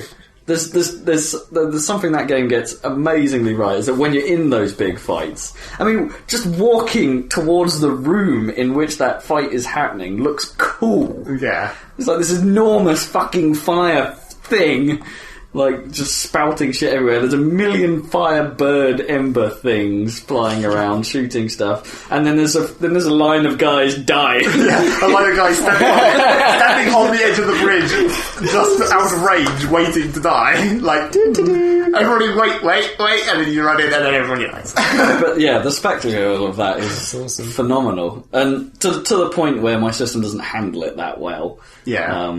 It's quite anymore. Well, I've said this before. My graphics is now aging in it, and this one will knock it down to the 10s. Yeah, surprisingly, it runs. I think they did actually do something because on the first couple, I think it was. I don't think it was beta. I think it was on the first few days. There was certainly one area that I knew of, and one that other people were complaining about in the IRC was. There was 2 areas where the frame rate was a lot worse for some people. Oh, and right. There was certain bug spots, you mean? Well, it was like that. The area of the jungle that we've just done, that wildlands bit, when on the first few days when I went in there, I was getting like less than 10 frames per second in there for some reason. Yeah, right. But they seem to have fixed that somehow. It seems to run just fine now. Actually, that might even be one of the better running areas. I've seen it get up to like 60 in there sometimes. Yeah, that works quite well for me as well, that area. But it's not quite so populated as some of Asura. Well, no, that's true. I guess the starting area is always going to be a bit of a struggle. And any area where there's one of those dungeons, there'll always be extra people as well. I did play with the graphic settings a bit, but it looks like ass if you turn them down. Yeah. You do get quite a lot of performance back if you turn it down, but then it really does look bad. It's like you have to run it at relatively high specs to get there. Definitely can't do anything with the textures. No. Those are the critical ones. Texture quality and the sampling rate. Oh yeah, don't change the sampling rate. Because it gives you the option. The sampling thing is dumb because it gives you the option to, no matter what resolution you've picked, why don't we halve that for you? You can pick sub-sample, and so the UI is still at your native res, but all the 3D world is rendered at half res. Okay, it's all right, but it's a good compromise if you're used to it's a compromise if you're used to shit graphics. Yeah, I suppose if you come from WoW, maybe, or if you never had the graphics turned up, so you don't know what it actually looks like. Yeah. Oh, man, some of the settings make such a massive difference. Post-processing, I think, is another one you have to have on, because that makes such an enormous difference to how some elements of the world look. It's like the Asura, right? Because that is like metal. The hometown of Ratha Sum has that metal floor with that tessellating pattern. Yeah. And for ages I didn't realise my post-processing was set to like low or off or something. And it's like, this is a kind of rubbish looking place for like a hometown. Turned out the floor comes alive and it's all shiny and lovely and it's like, why did I have this off? It looks so much better. And doesn't actually cost that much performance on my machine, which is nice. Yeah. So it's like, I think you can play the game, I think, on a wide variety of systems. Just don't play it on a good system, because it looks lovely on a good system. It's a nice looking game. It's not technically good looking. But that doesn't matter in all these sometimes. It's not technically that great. I mean, it's no Battlefield. You've got nice terms of what it's achieving. It does have nice wobbly grass. Yeah, the grass is nice. There's quite a lot of foliage. You don't really notice it unless you specifically look at it, that they do wobble when you walk through it. Yeah, and they wobble in a nice way. Dynamically. It's just like a bendy polygon. Yeah, it bends a bit more. I don't know. It's sometimes a bit more noticeable that it is just a weird, like, bendy thing where I saw a bit where there was just like a singular sunflower growing out of the ground in this like blackened area, and I ran through it, and the sunflower was like, wow, kind of walked really weirdly, and I was like, oh, it's running on that same bit of programming apparently. Yeah, maybe. And it just wobbles generally as well, does it? It has that. They sway. Because that's my favourite thing in time-lapse videos of like any game is like super high speed wobble. Any grass is just going like so. I mean, in real time-lapse videos you get wobbling grass, right? But it doesn't look retarded for some reason. I don't know why. I don't know what the difference is. I think it wobbles. I think the range of wobble, the amplitude of the wobble is greater in the game. And also because in the game it's exactly the same. Yeah. Oh yeah, it's quite regular. Yeah. So it looks especially retarded, yeah. But still, it's fine. So anyway. But yeah, it's a good looking game. In general. Although Asura Town, maybe the Asura Town isn't such a great guide for that, because it's like floating cubes. Well, it's not like the other... Now we're investigating Silvari territory. Maybe we'll get some of the really pretty stuff. Well, yeah, that is probably the prettiest bit of the jungle with all the flowers and shit. But they live in giant plant pod things, and those aren't that interesting either. No. I guess the actual Silvari hometown is quite kind of cool, being under a giant tree or whatever. With all floaty particles in the air and shit. Yeah, it does look quite cool, some of the art. But I don't know. Yeah, I don't think any of the towns are that interesting. Well, just in general, it's not just the general thing. Like, some people have been sort of saying that it doesn't really have a very standout art style, but I kind of think it does. It's not massively. I've mentioned before about the hand painted stuff. Yeah, I love that. I think that's a fantastic bit of thing. I kind of wish a bit more of that was in the world somehow. I'm not sure how exactly, but I kind of wish that they sort of carried some more of that style into the actual game world. But there's a sort of cartoony nature, isn't there, to how the players in the world look and how the elements. But then the world itself is really lush and nice. Yeah. It's like these sort of characters are like, well, the Asurus especially, because the Asurus story kind of plays out like a cartoon anyway.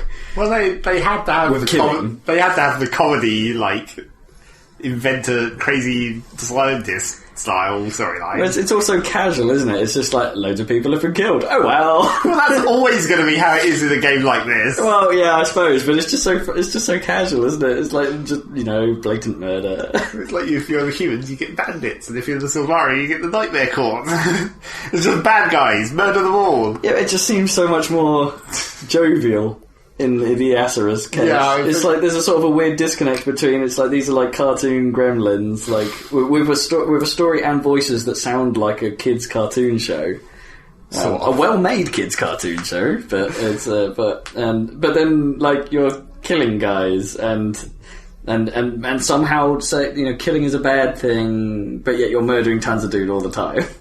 I don't think they really say killing is that bad. If you think about the Silvari, that's where the problem comes in, because they're like, all things have a right to grow, let me cut down this tree for wood.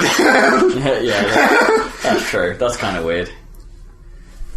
And that conversation of those two people we were hearing about the other day, it's like, vines choke, I kill. Yeah, it's your like path is very different from mine. It's like, how did that happen? Your whole civilization is based upon these stupid sayings on this ancient tablet. Yeah.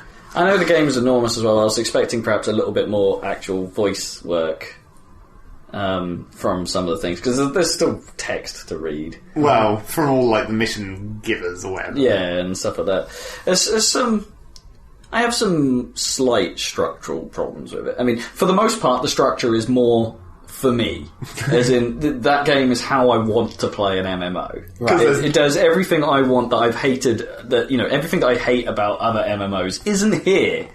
It's like the mission structure is a little bit kill 10 rats. Yeah, or kill something or pick up something. And the missions, staple though. Yeah, and the missions themselves don't actually vary that much. Like I said, the hard things are like go here, and then you get one of 3 things you can do, and all of them add towards a thing. And most of the time, what I find myself doing is just doing all the killing. Yeah. But weirdly, I don't mind so much in this game. It does kind of seem weird, especially when I've been thinking about it when I'm already like where I'm like late on in the game, where I'm like level 70 or whatever, and I've just been using these same goddamn 5 skills the entire game, and yet somehow that's still kind of fun. Yeah, well, you do learn a few nuances, like how to use them in like nice order. Like I'm starting to get to grips with the rifle idea of get up close, blap them with the shotgun, then push them away with a thing, and then rocket jump back into their face, and by that point sometimes my shotgun is recharged if I'm lucky quickly enough, so I can do it again. And that's not that complicated. No, but it's just cool that you can, that there's a sort of rhythm to it. Yeah, I guess. But then, I mean, even with the unlockable skills, it doesn't really seem like... Because you don't have a choice of what weapon skills you have, because you just have the weapon skills, and those never change, ever. But with the unlockable skills, you have this tree and you can unlock stuff, but there doesn't actually seem to be that many that are any good. And a lot of them where it's just like, you unlock it and it's like, oh, well, that's crap. Well, maybe they realised that, for a lot of Guild Wars 1, I didn't really change my Well, that was more of a problem with how the skills were doled out in Guild Wars 1. Because it's like you got them all immediately, and then you didn't get any for ages until you got to the elite skills. Well, even the ones you did see were crap for a very long time. You're just like, how is that better than what there'd always be some sort of weirdness to it. Like, there'd be a half and half. Like, they do, well, you get a bit of healing and a bit of protection with this one, and it's like, I just want all healing and all protection so I can pick based on the circumstance, please. Yeah. And it's like, you know, it was always a bit crap. And then the elite ones were hard to come by. Well, we never got to the bit of the game where everything has elite skills. That was our problem. True. The second half... Well, it's like I got a couple and they were both shit. Yeah. So it's like... and then you're wasting a skill slot because you have to carry around that capture thing. You don't have to. If you want to do the elite skills in Guild Wars 1, the much easier way, you just look it up on the wiki. When you enter a zone, like the explorer area, you look up the wiki, look at what all the elites are, and see what their elite skills are, and then you're like, okay, there's none that I care about. I don't know. It's like, in a way, there's quite a lot of parallels between how Guild Wars 1 combat works and Guild Wars 2. Yeah, Guild Wars 1 feels boring.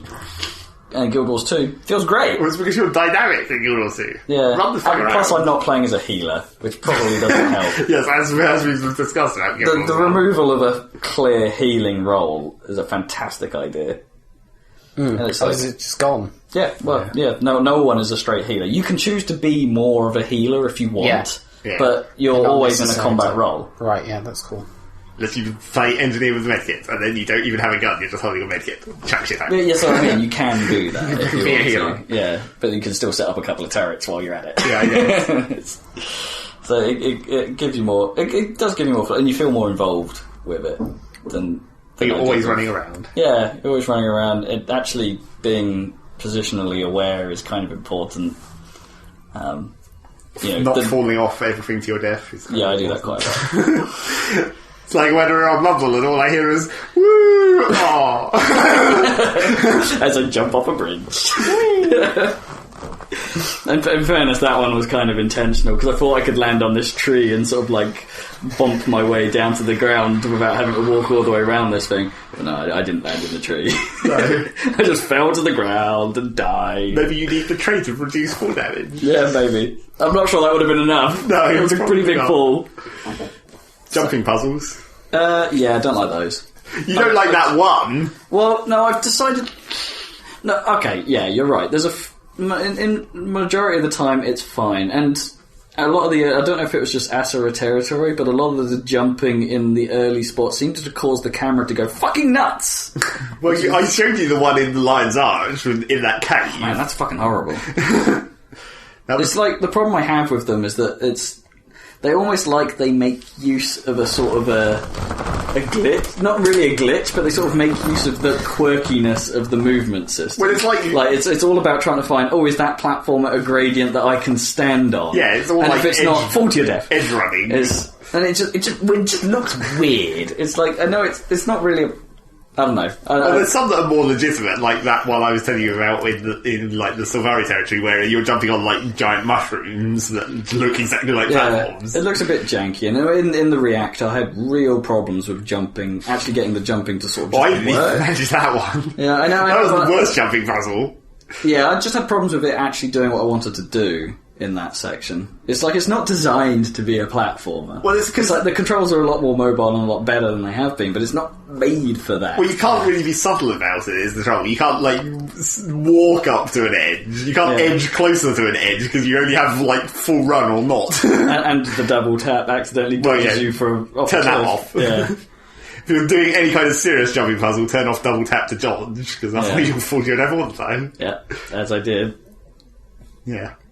But it's, I don't know, I found it really, you get your time you jump, you walk to the edge and somehow not quite have enough range. Well, a lot of the more difficult jumps are, like, right on the edge, where it's like, you're jumping off a thing and you're like, there's no way I can actually jump that high, but then when you try it, you're like, whoop, and somehow you just get up there. Yeah. It's weird looking. Yeah, I don't know. Especially with the Asura. I'm not a crazy fan of them. They're okay, but they're the jankiest bit, really, of the game. And the camera, they may have fixed the camera, I think, because it hasn't been so bad since we left Asura. I'm not sure they've done anything. Oh, maybe not, but maybe it's just the area. It doesn't seem quite so janky. What was causing it to jank? Well, I don't know. What would happen was, like, when, the steps like there's a lot of floating steps. Yeah. In I forget what that place is called, like the bottom of Metrica Province. Yeah. And just jumping up those, the camera would sort of go, zoom would just malfunction. It would just go, blah, there you go, have like a sudden insta zoom on your ass. I guess, but at least those kind of steps are just straight lines. Yeah, it's not so bad. But some of the more awkward ones, like the vines in Rata Sum, I was getting that all the fucking time doing that bit, and that's kind of awkward. Those jumps. Yeah. Sometimes it's annoying. So there's been a few, and of course the Lion's Arch puzzle you were talking about is because it's a fucking cave and there's nowhere for the camera to go. Yeah, it's like they needed a first-person view or something because that would have made platforming much easier. Actually, in that section, it probably would have done. Yeah. But, although here's a hint for you, apparently, that I didn't really think of, but I should have. But because you're being an engineer, you have the rifle jump, and providing the vertical distance doesn't really change, you can just use the rifle jump to cover gaps. I didn't think of that. In theory. Right, yeah. I'm not sure how well that actually works. It's pretty accurate. Yeah. But I think as soon as there's any kind of vertical distance, you just don't make it, so... Yeah. Be careful with that. So falling down is fine. Well, I'm not sure if falling down would even be fine, because when I've been playing on a ranger, I have this stupid greatsword attack where you just charge forward and cover a load of distance. But if you're going downhill at all, you basically fly through the air and then drop, which doesn't work very well because you don't actually hit the enemies with the attack. You just go miss, donk, and land right in front of them. So yeah.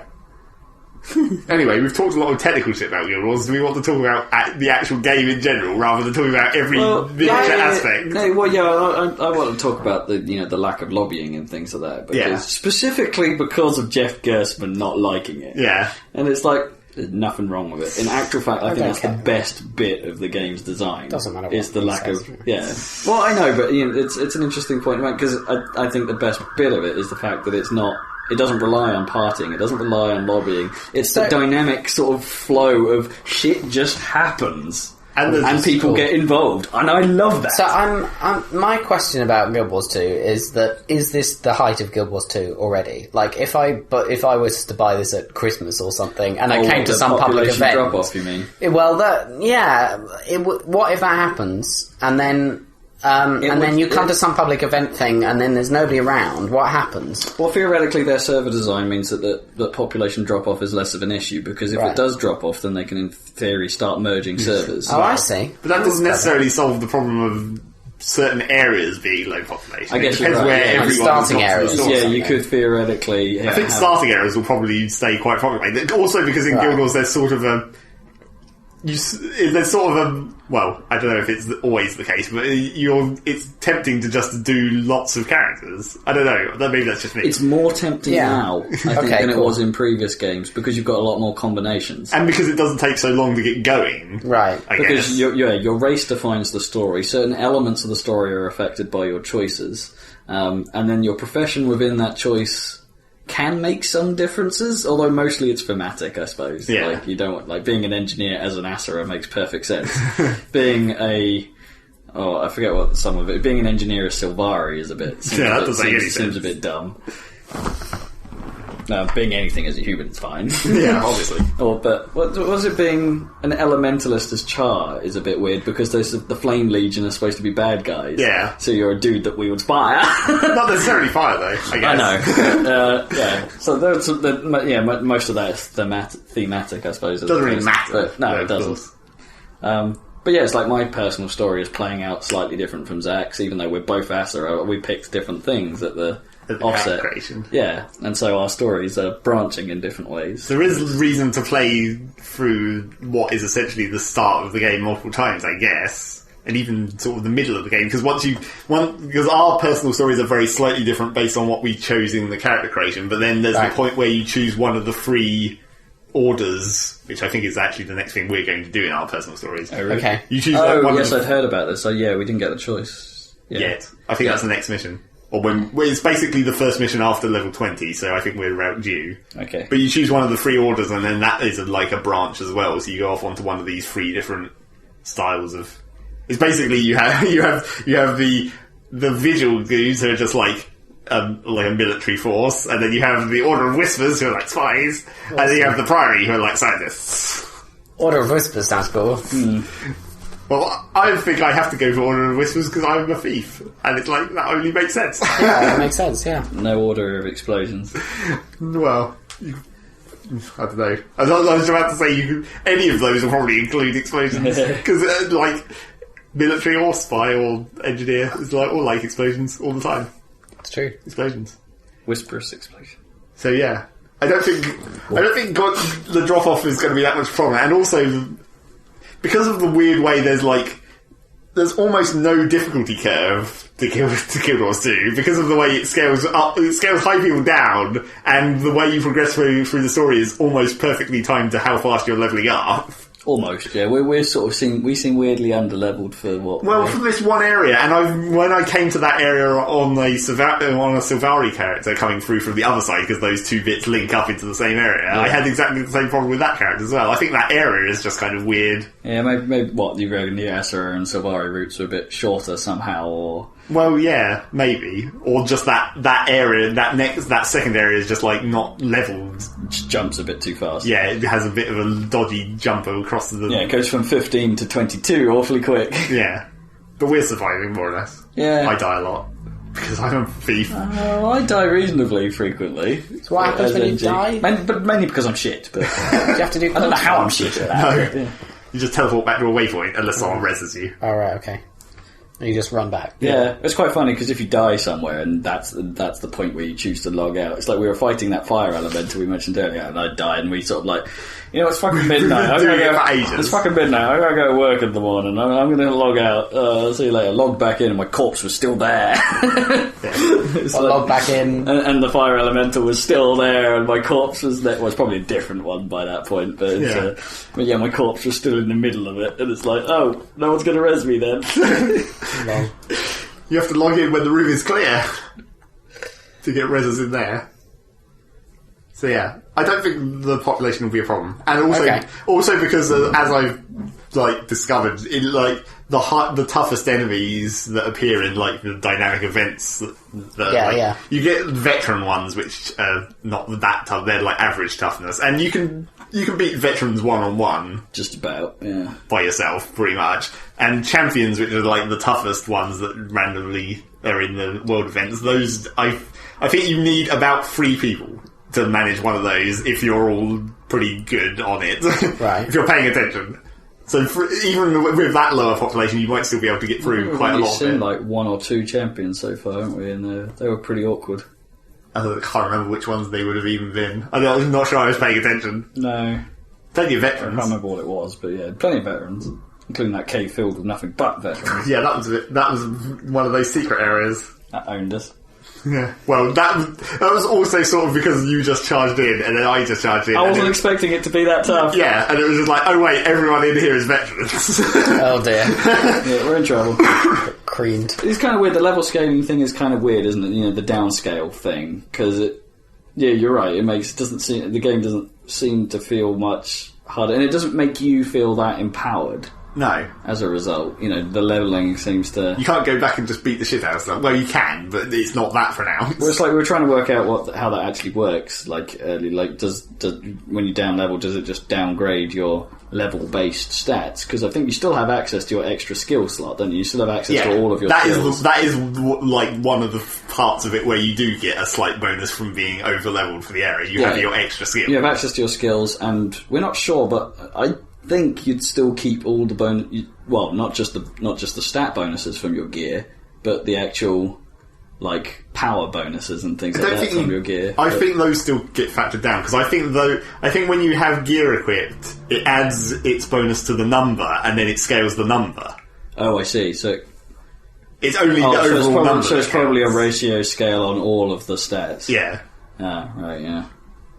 So that's kind of weird, because but that's probably the slightly worrying thing to me, actually, because it means the game's going to feel like this forever. Yeah, it does kind of.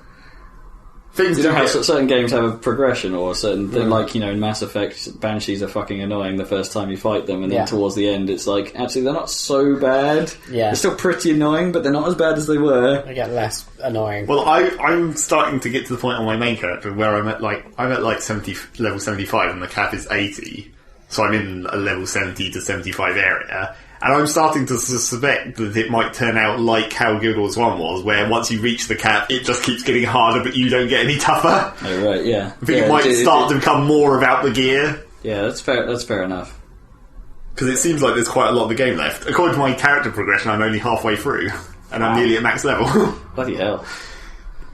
Well, they kind of did that yeah, you're right, they did that with the first, so it was about halfway. Yeah, you reached 20 quite quickly, relatively speaking. Yeah, they had a low cap on that.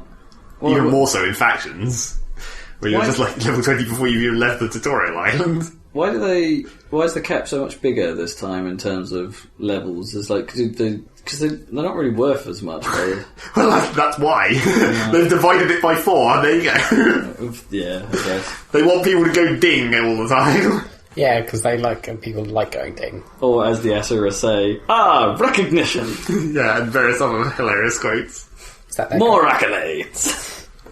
I just keep getting better, or have various themes along those lines. I'm sure there's one thing he says that doesn't make any sense at all, though. It's like, I die invulnerable. I'm nigh invulnerable. Oh, is that what it is? Oh. That's also not a level up one. That's when you get might or whatever. Yeah, where someone's one of the buffs. Yeah. I'm not. I die invulnerable. That makes much more sense. Well, I just never heard it. Rob hearing some words good there. The sound design's good as well. It doesn't fall into the fantasy sound trap quite so badly. Well, it falls into the trap of everything just explodes all the time. Yeah, but it's all kind of... It mixes well.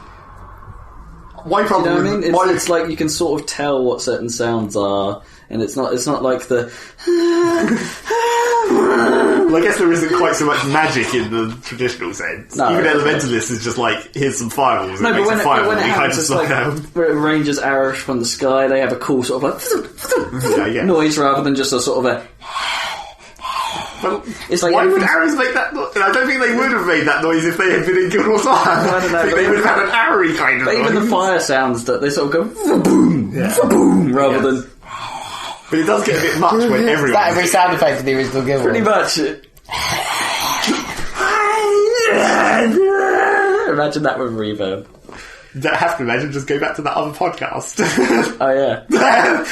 Episode 66! Did you forget that happened? I don't know. How did you not remember? Anyway. Episode 66, it's the remembrance episode. Apparently. Execute podcast 66. Yeah. Okay. Was that your cloak room? Yeah, that's right. Another excellent Australian accent. I don't mind shooting the Jedis? The Jedis. Because for some reason it's really easy to shoot Jedis all the time. Yeah, it's well easy. Shoot them in the back, sorted. They can't sense that shit. It's not like they have, like, the Force team. Like, they can't sense disturbances, like in the Force. Apart from one. Apart from one dude, yeah. Fuck those films in general. Especially when you consider that it's like all of the code are basically a hive mind, so it should be like this everyone in the vicinity should be thinking this one thought about murdering this Jedi. Are they really a hive mind? Well, essentially. No. Well, they have radio communications, and they're all pretty linked up. Yeah, well, they're genetically identical. And when the order comes through, I'm sure that that order probably gets propagated super fast. Yeah, to everyone. To let them all know that they have to murder the dude. Yeah, it's... Man, it's the dumbest. Yep. Anyway, Star Wars. What? Moving on swiftly. Meanwhile, so what? What? So... What were we talking about? Guild. Yeah, I know, but what else about it? We were talking about sound design. Oh yeah, my problem with the sound design is that there's a lot of times when the distance modulation doesn't work. Where you'll run up to... something will be in the distance and you're just entering the zone of it, but it doesn't modulate the sound, so you get someone talking very loudly in your ear. Oh yeah, that happens, yeah. Like, come on! It's really annoying. Yeah, like if there's like an event starting... Or just a random conversation. Well, the random conversations aren't so bad. It depends. Sometimes it happens a lot. They're not so bad. I think it's when someone's saying, "Holy shit, we've got to do this like right now." Well, yeah, some events seem to have no modulation. Where like we were in that cave and there was that event outside with the hidden hunter or whatever. And it's like we're not even remotely close to that, and yet this dude is shouting in our ear about it. It's really, really good shout. Yeah, inside a cave. Yeah, that is kind of annoying. And the other annoying thing is when shit gets broken, of course. But I did have... I'm not sure whether they actually fully fixed it, because it happened again very early in the real release, but it might have been fixed since then. But there was this one event in the Vita where you had to escort these two of those fucking script things. They were stealing some shit and you had to escort them back home or whatever. But when they pick up the thing that they're finding... Yeah, they have this really annoying sound effect where they go, "Woo, shinies!" Oh yeah, right. Except for that whole event, like escorting them home, tends to break a lot. So you have to res them when they go down, but then that tends to break them, and then they get stuck in a loop of continually trying to pick up the box. Plays that sound effect every fucking time, and then in the Vita, that sound effect wasn't range modulated, so as soon as you got anywhere in the vicinity of this entire region, all you could hear was, "Woo, shinies, woo, shinies, woo, shinies!" It was like, fuck! Awesome, that's awesome. That still happened one time in the actual release, but I think they may have got round to fixing that properly now. Awesome. I like the script, they're funny. They're funny. They have kind of... They're funny in the sense that I'm not sure how they function as a society. Well, how does anything function as a society? How do the Assyrians function as a society, really? The Assyrians make a bit more sense. Well, they have this, like, completely ridiculously liberal attempt of science where it's like, do whatever, you know, invent things, anything, we don't care, just invent it. Even if it blows up, whatever. I suppose... Well, yeah, I guess the argument there is who's going to do all the menial tasks. Like, is there no hierarchy of skills? Like, they're all geniuses, apparently. But then that also doesn't explain how, like, why would any of them ever join, like, the Lion Guard or whatever. Yeah, maybe they get exiled for being dumb. But they're not dumb. They're never dumb, somehow. They're never dumb. Yeah, they're genetically always geniuses. Yeah. Awesome. Cool. They came from underground as well. It's like, what? Yeah, and all their kids are called progenies, aren't they? Well, most of them. Most of them? Well, you do. It depends. That's just a generic label. Like citizen. I guess. All their generic dudes in the town. Progeny. So yeah, anyway. It's really cool. Cool. Oh, I'm glad that you like it. Yeah, I was a bit sceptical for it. Well, partly because there's not many times at the moment where I actually pay full price for a game.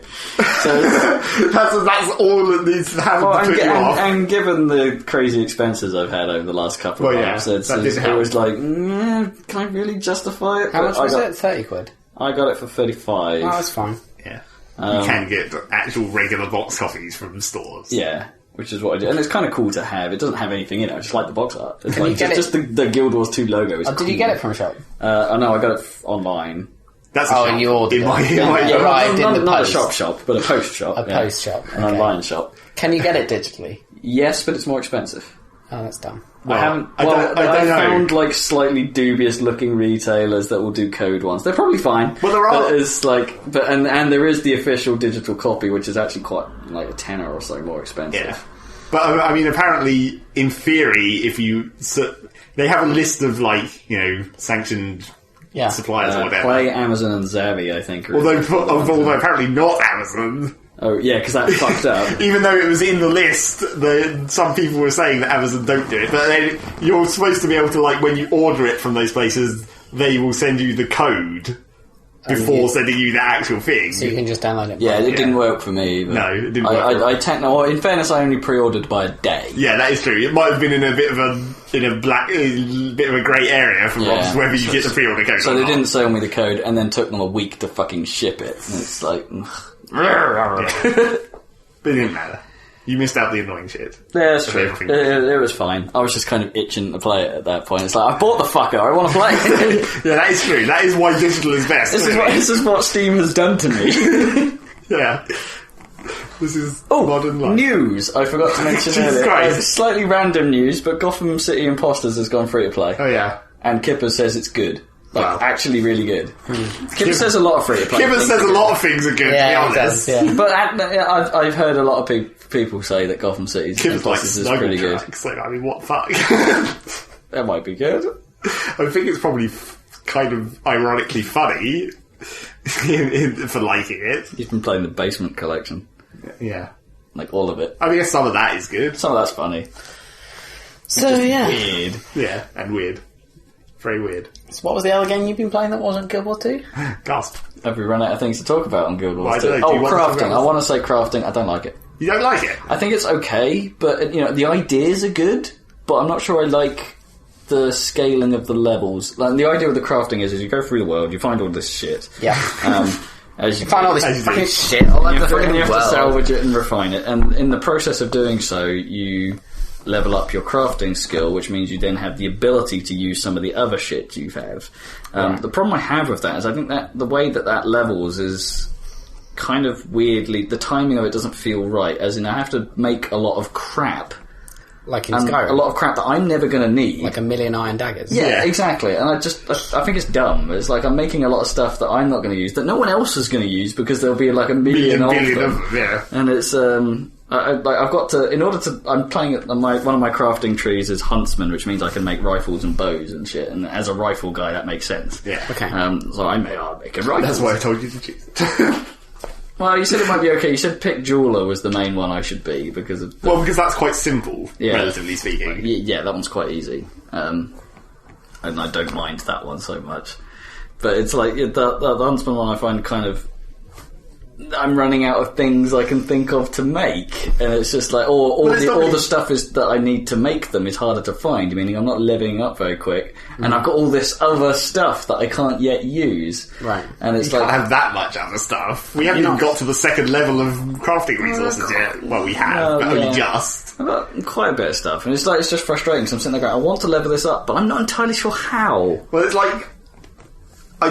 I think even if you're doing quite a lot of grinding, attempting to get the lower, like that first tier of resources, even if you grind to get those, I think it's hard to make stuff that's actually above your level, if you see what I mean. Yeah, I can't do that. I mean... The stuff I'm making is crap compared to my Well, the stuff the first level of stuff is like, you need to be level 10, but by the time you're crafting it, you're already level 10, and then... Yeah. By the time you get the next tier where it's like level 15, you're already level 15. It's like you're not actually making stuff that you want to use because it's already out of date by the time you're making it, basically. Yeah. I mean, that tree seems... It makes sense, but I'm not sure I want to. It's not making me want to do the crafting. I get the feeling that like, quite a lot of the crafting is going to be... Most of that crafting where you're like combining the ingredients and shit that we all those tiny things and then all the small things and then all the regular size things as they go up the tiers. I think most of that's just going to be basically leveling so that you can use the special blueprints that you get from the karma merchants. Yeah, maybe. Because those make things that are slightly more different. But obviously you have to be the right level of huntsman or whatever to be able to make them. Yeah, it's the in a weird way, it's what I think is the grindiest part of the game. Yeah, sort of. For a game in a genre that's kind of built on grinding, somehow they've made this the grindiest feeling bit. Well, it's just because, like you said, it's like everyone is going to be making this stuff. There's not really... Well, the worst bit is I think I know why it feels like the grindiest bit, because you're not doing anything. It's menu grinding. The worst kind of grinding. To be honest, it's like... I don't think anyone has ever really made a game where there's like a mini game attached to the crafting system, even though that is what everyone wants. Yeah, but I feel like I have to do more of it, because I have to level up my craft. I can't just get the stuff that I want. Yeah, I guess. There is a sort of element of, well, yeah, of course you'd do that, because you can't just go out there and make the crown jewels at your first attempt at being a jeweler. No, it's you have to, earn your skill. But you can throw it all in the forge. Yeah, and get some more shit out of it. So I wish I had more inventory, and this is where... Well, that's where getting, like, higher levels in, like... Baggery? Baggery. I should actually just make you some more bags. What? I gave you 8 slot bags. I've got 2 8-slot bags, yeah.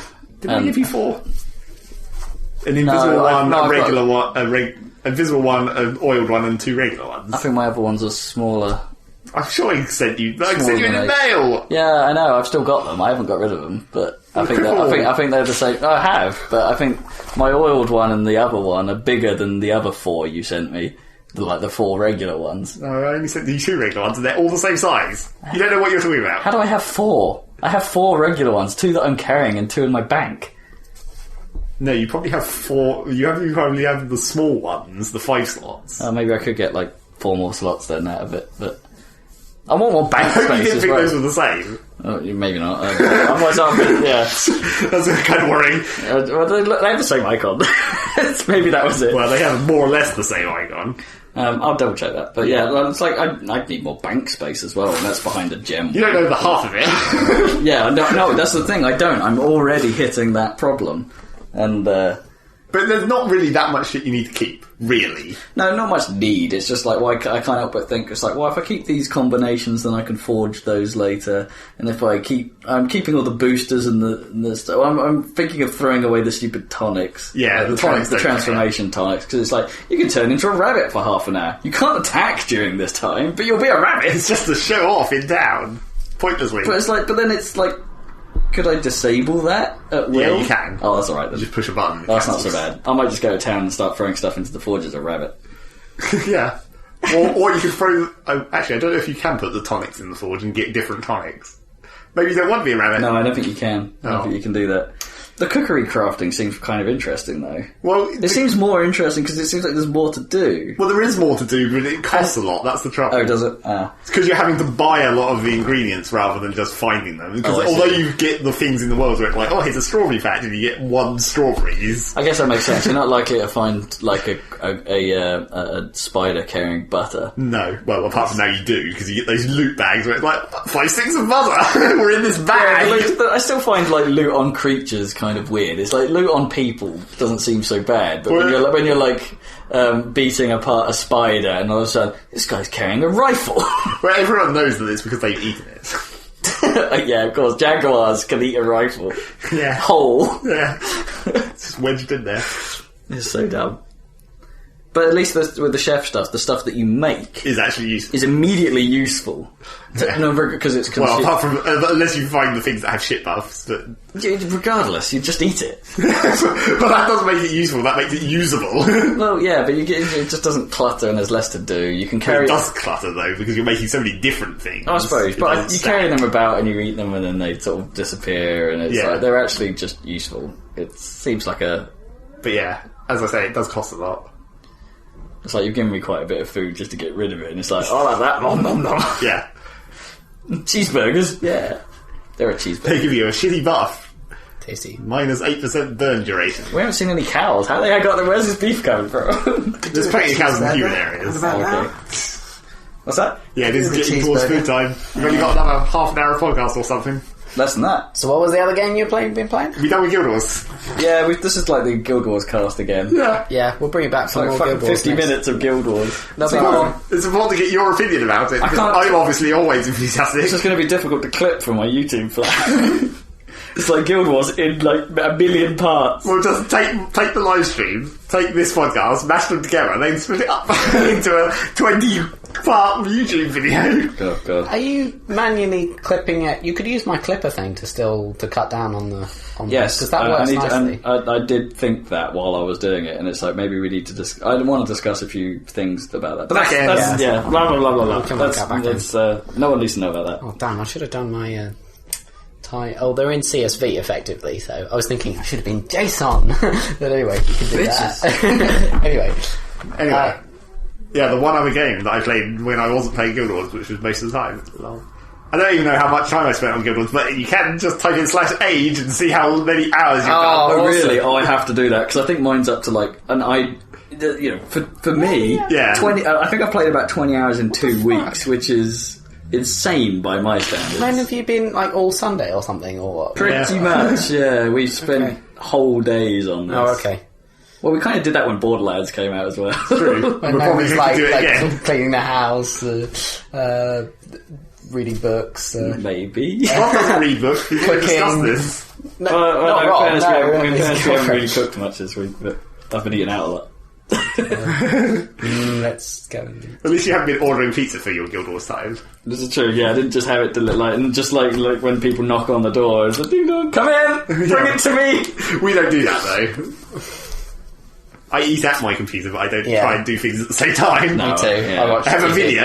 It's always a video. Yeah, while I'm eating. Or a podcast or whatever.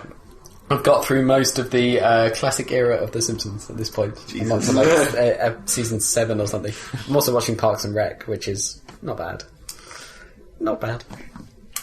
It's not as good as Community. No. Doctor Who's back. Play more games. Yeah, play more games. I'm eating at the time that I'm doing those. You can't be eating for 7 series of The Simpsons. Jesus Christ. In one go. No, I didn't mean in one go. I meant even over time. No, yeah. That's a lot of fucking time. Well, they're only 20 minutes long, so I have one when I'm eating one meal. Yeah, and then that's 7 seasons, so that's like nearly 7 months of doing that. I suppose it has been a little while. It would be that much, wouldn't it? I don't know. No, I didn't watch. I didn't watch the first 2 seasons. I think I'm from 3 to, and I'm on 7. So I think it was 4 months. Yeah, maybe. If you're watching one a day, then roughly. Yeah, but I haven't because I intersperse it. So when there's something actually new to watch, like a new episode of Futurama, which there has been, I watch that instead. Yeah. So it can't be that. Still watching too much though. Not playing enough. Anyway. My obsession with gaming this, as we're about to talk about now, because I'm playing another game whilst also playing Guild Wars somehow.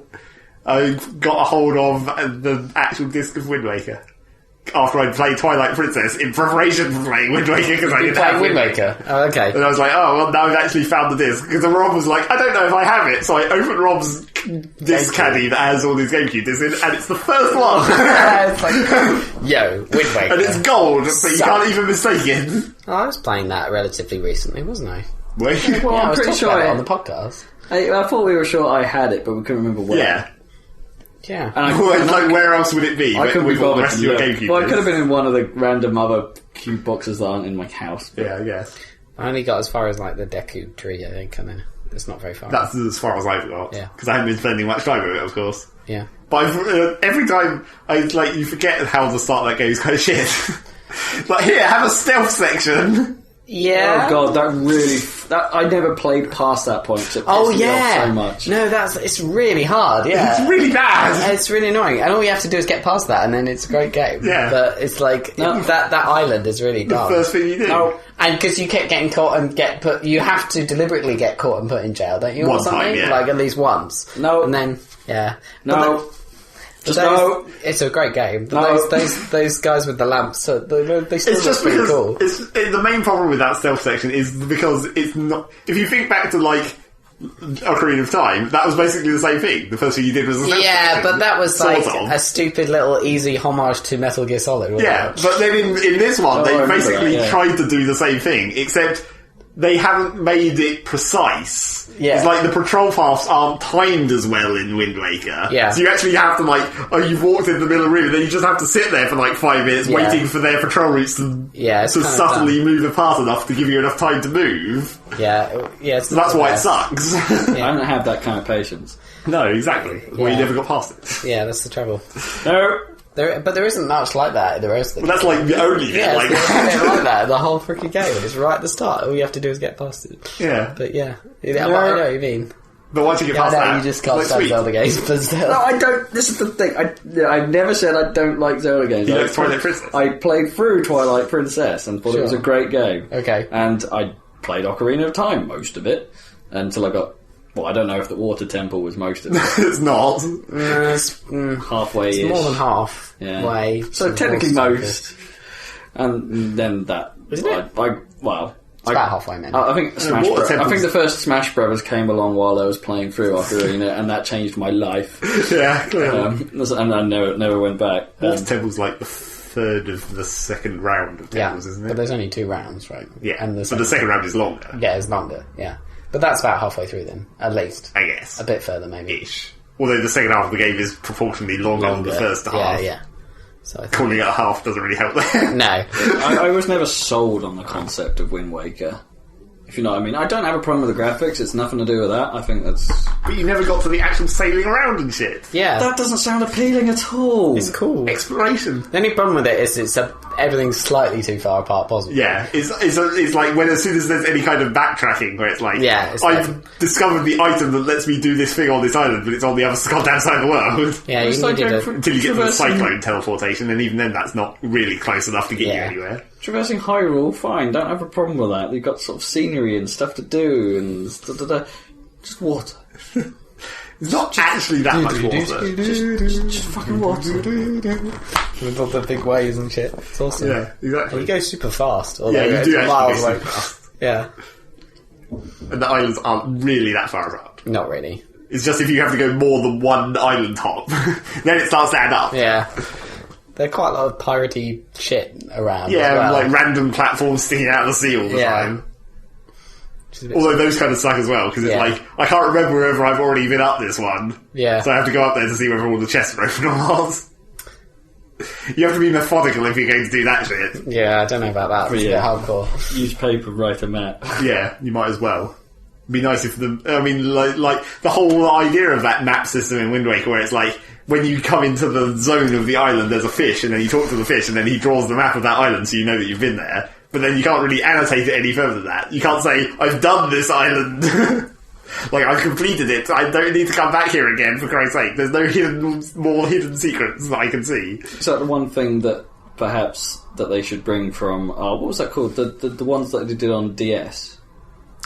Like the train one or whatever it was called? Spirit Tracks. Spirit Tracks, because they actually had full annotation. Well, yeah, apart from it was like not high detail enough to actually fit very much. Yeah, shitty pixels. But do you reckon when they do the one on like maybe Wii U? Yeah, maybe they won't do it for Ocarina. Sorry, Majora's Mask remake that they're doing, but maybe when they do Majora's Mask, they're not actually doing that though, are they? I discovered that video was fake. Oh, but they're going to, surely. Yeah, they probably will. I mean, they should port it to 3DS. I mean, Ocarina was a big success. Yeah. Understandably. But, like, Majora's Mask is one probably where you need that annotation.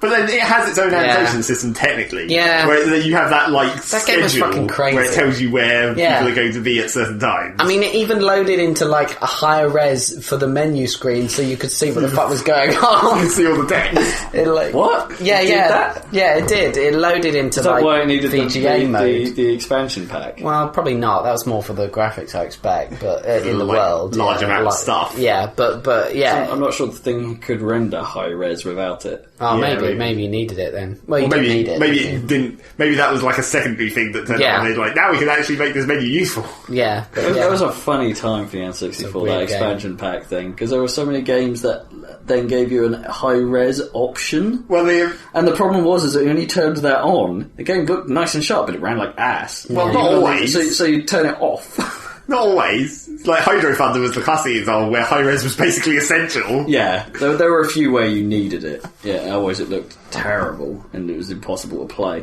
Revolt was... Revolt, that was a terrible port in the first part, but it was like you could play high-res mode on that, but then it ran at like 2 frames a second. But then you could see where you were going, yeah, because the fog wasn't about 10 feet away. Yeah.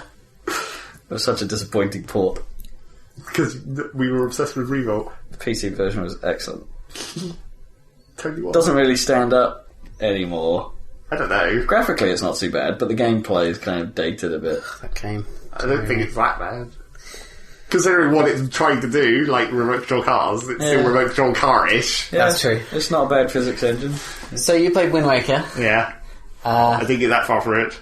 But more on that, possibly. Wow. Good old Wind Waker. Now that Guild Wars has set down to be working most of the time. So, I played a few games. Did you? Kind of, yeah. Well, I played that, well, first of all, after all that faffing around, wondering, being annoyed because Origin will never have a sale. Origin had a sale! Yeah. And they put Battlefield up for 20 quid, so I bought it. So I got Battlefield. I don't believe you. It was like a back to school sale. It was like 50% off everything good on Origin. Which is like, what that would the be fuck? a great advert if they praised it like that. 50% off all this not shit. So, like, I think Mass Effect was in it and everything. So it's like... Yeah, that's what I should have been paying attention for that. Yeah, I'm just hoping that, like, everyone actually noticed and bought stuff, because then they might continue to do sales if they suddenly made more money. But we knew they were going to do a sale, didn't we? Because they... Did we? Sometime before that sale, I think they must have had another one, or started reducing things, because that was when everyone was like... They were quoting them of where the EA was saying, we don't like these deep cuts or whatever, and it's like, well, no, maybe we do. Maybe we do. So they did it. So I got Battlefield 3, and so I play a bit of the single player. It's looks lovely. It's pants, obviously. it's actually quite amazing how bad it... I mean, it makes you appreciate, like, I'm not a big Call of Duty fan, but at least it's got a bit of pizzazz, a bit of get up and go, and it's crazy story. How far have you got into the Battlefield? Well, I did the stupid... I don't know. How far have I got? I've done the plane mission and stuff. That was kind of dumb, but kind of cool looking. Third of the way. Yeah. Well, I only played it a little bit, and then it went straight into the multiplayer. Yes, with that plane section, you don't really do anything. No, you don't do anything. But it looks really nice. Yeah, sure. It looks cool. I can't even remember what happens after. I don't know. That really. The little briefing. The whole second half terrible. of that game is just totally a blur. I can't remember. I remember right at the end where it's like you're looking over the valley, and then the Russians are parachuting. That's it. Yeah, that's all I remember about that second half of that game. Man, even I've forgotten that bit. So I remember the beach. Yeah. You remember the beach that I never saw? Oh yeah. That's the other only It was thing. a good looking beach. Yeah. So there, and so I played a little bit of the multiplayer. I'm always waiting for you guys to. Well, you should have told us. Well, I'm telling you now. Yeah. I was telling you on Sunday. The reason it's why not I a Steam game. Yeah, that's the problem I have with Anyway, Guild Wars, just leave because your it's Steam not a on. game. Anyway. Even then it uses background music. Anyway, so only if you've got it set to download and have your main window open. also Punkbuster kicked me because I have auto hotkey on always for with random window shortcuts, and apparently that's not allowed. So that's really, sort of understandable. that's I guess. really annoying. No I other don't know game what I know advantage does auto that. hotkey would give you. I don't think it would, but I could see where they're coming from, Well, yeah. maybe. But I mean, it's Well, I really guess annoying. auto 'cause- hotkey can technically do some things more than just pushing keys. Yeah, but I have that on all the time. I mean, no other game has. Well, it's not like ever auto had a hotkey problem is with it. such a hassle to run in Yeah. terms of boot up time. It's always instant. Yeah, that's true. But I have to turn it on and off every time I remember to turn it off. Otherwise, that will just get. That's what you have to do when you're starting Battlefield anyway. It's like, you want to play Battlefield. Okay, first exit Steam, then start Origin. Yeah. And then turn on plugins in Chrome, because you never leave those turned on. Right. In case that fucks with your system. Right, so you have to go through this whole Oh rigmarole no, just that's to why launch I the use fucking IE game. for Battlelog. Yeah, or use another browser to access the Oh game. God. Exactly. Anyway, Plus, shut up, you've got nothing to complain about. I have to change the CPU stepping every time I play a game. Yeah, but that's your retarded choice. No, that's my system setup, and I'd rather have my it's your system retarded quiet choice when I'm of not buying playing a that game. system. so anyway, I didn't know about it when No, I that's bought it. true. You didn't actually know. so what's the? So I've just got.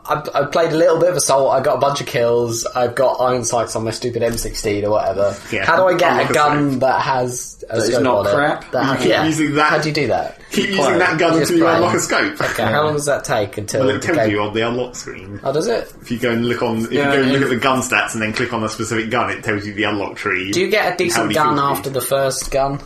Yeah. I don't know. Okay. I've never played Assault, so I don't know what the Assault guns are like. I think the first unlock You get gun Thanos. you get Assault. Oh, that'll Is that Assault? That'll do. That is Assault. Can I that's get one a of red the, dot That's one of one? the mission ones. Oh yeah, that is the Yeah, red dots are usually fairly quick on the Oh, unlock good. tree. well, Okay. on the Assault ones. Yeah. So I just Yeah. need to play a bit, and it'll be crap for a while because I won't be because it'll be hard. Yeah, to it's kill the anybody same with frickin' whenever iron you sights. get a new weapon as well, because you'll have to put up with iron sights for a while. Unless it comes with a scope, some of them do. Yeah. Oh, right, okay. But as soon as you get red dot, then usually it's fine. Okay, that's all I need to do then. Play a bit until I get a red dot. Yeah, it's Okay, so I'll join you guys in the game maybe when you're playing. And you'll have to force us into playing at the moment because Well- my choice at the moment will be Guild Wars, and then but Mine, if you- obviously. Well, I do need a break occasionally. but yeah, if you after all turned that. up and said, "Hey," it's like, yeah, we'll switch. yes, well you should do. Yeah. Yes. So yes, Battlefield. More to come on that. Plus, Guild Wars is pretty good for just pop in, pop out, really. That's true. And Because the travel time is non-existent, so Yeah. you can just teleport.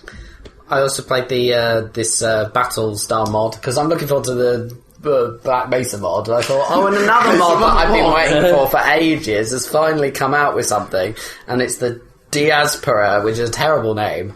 It used to be Beyond the Red Line, but they kind of split. Now Diaspora is like a separate arm that contains most of the original development team of the Beyond the Red Line people. But anyway, they've released their first episode called Shattered Armistice and stuff. And stuff.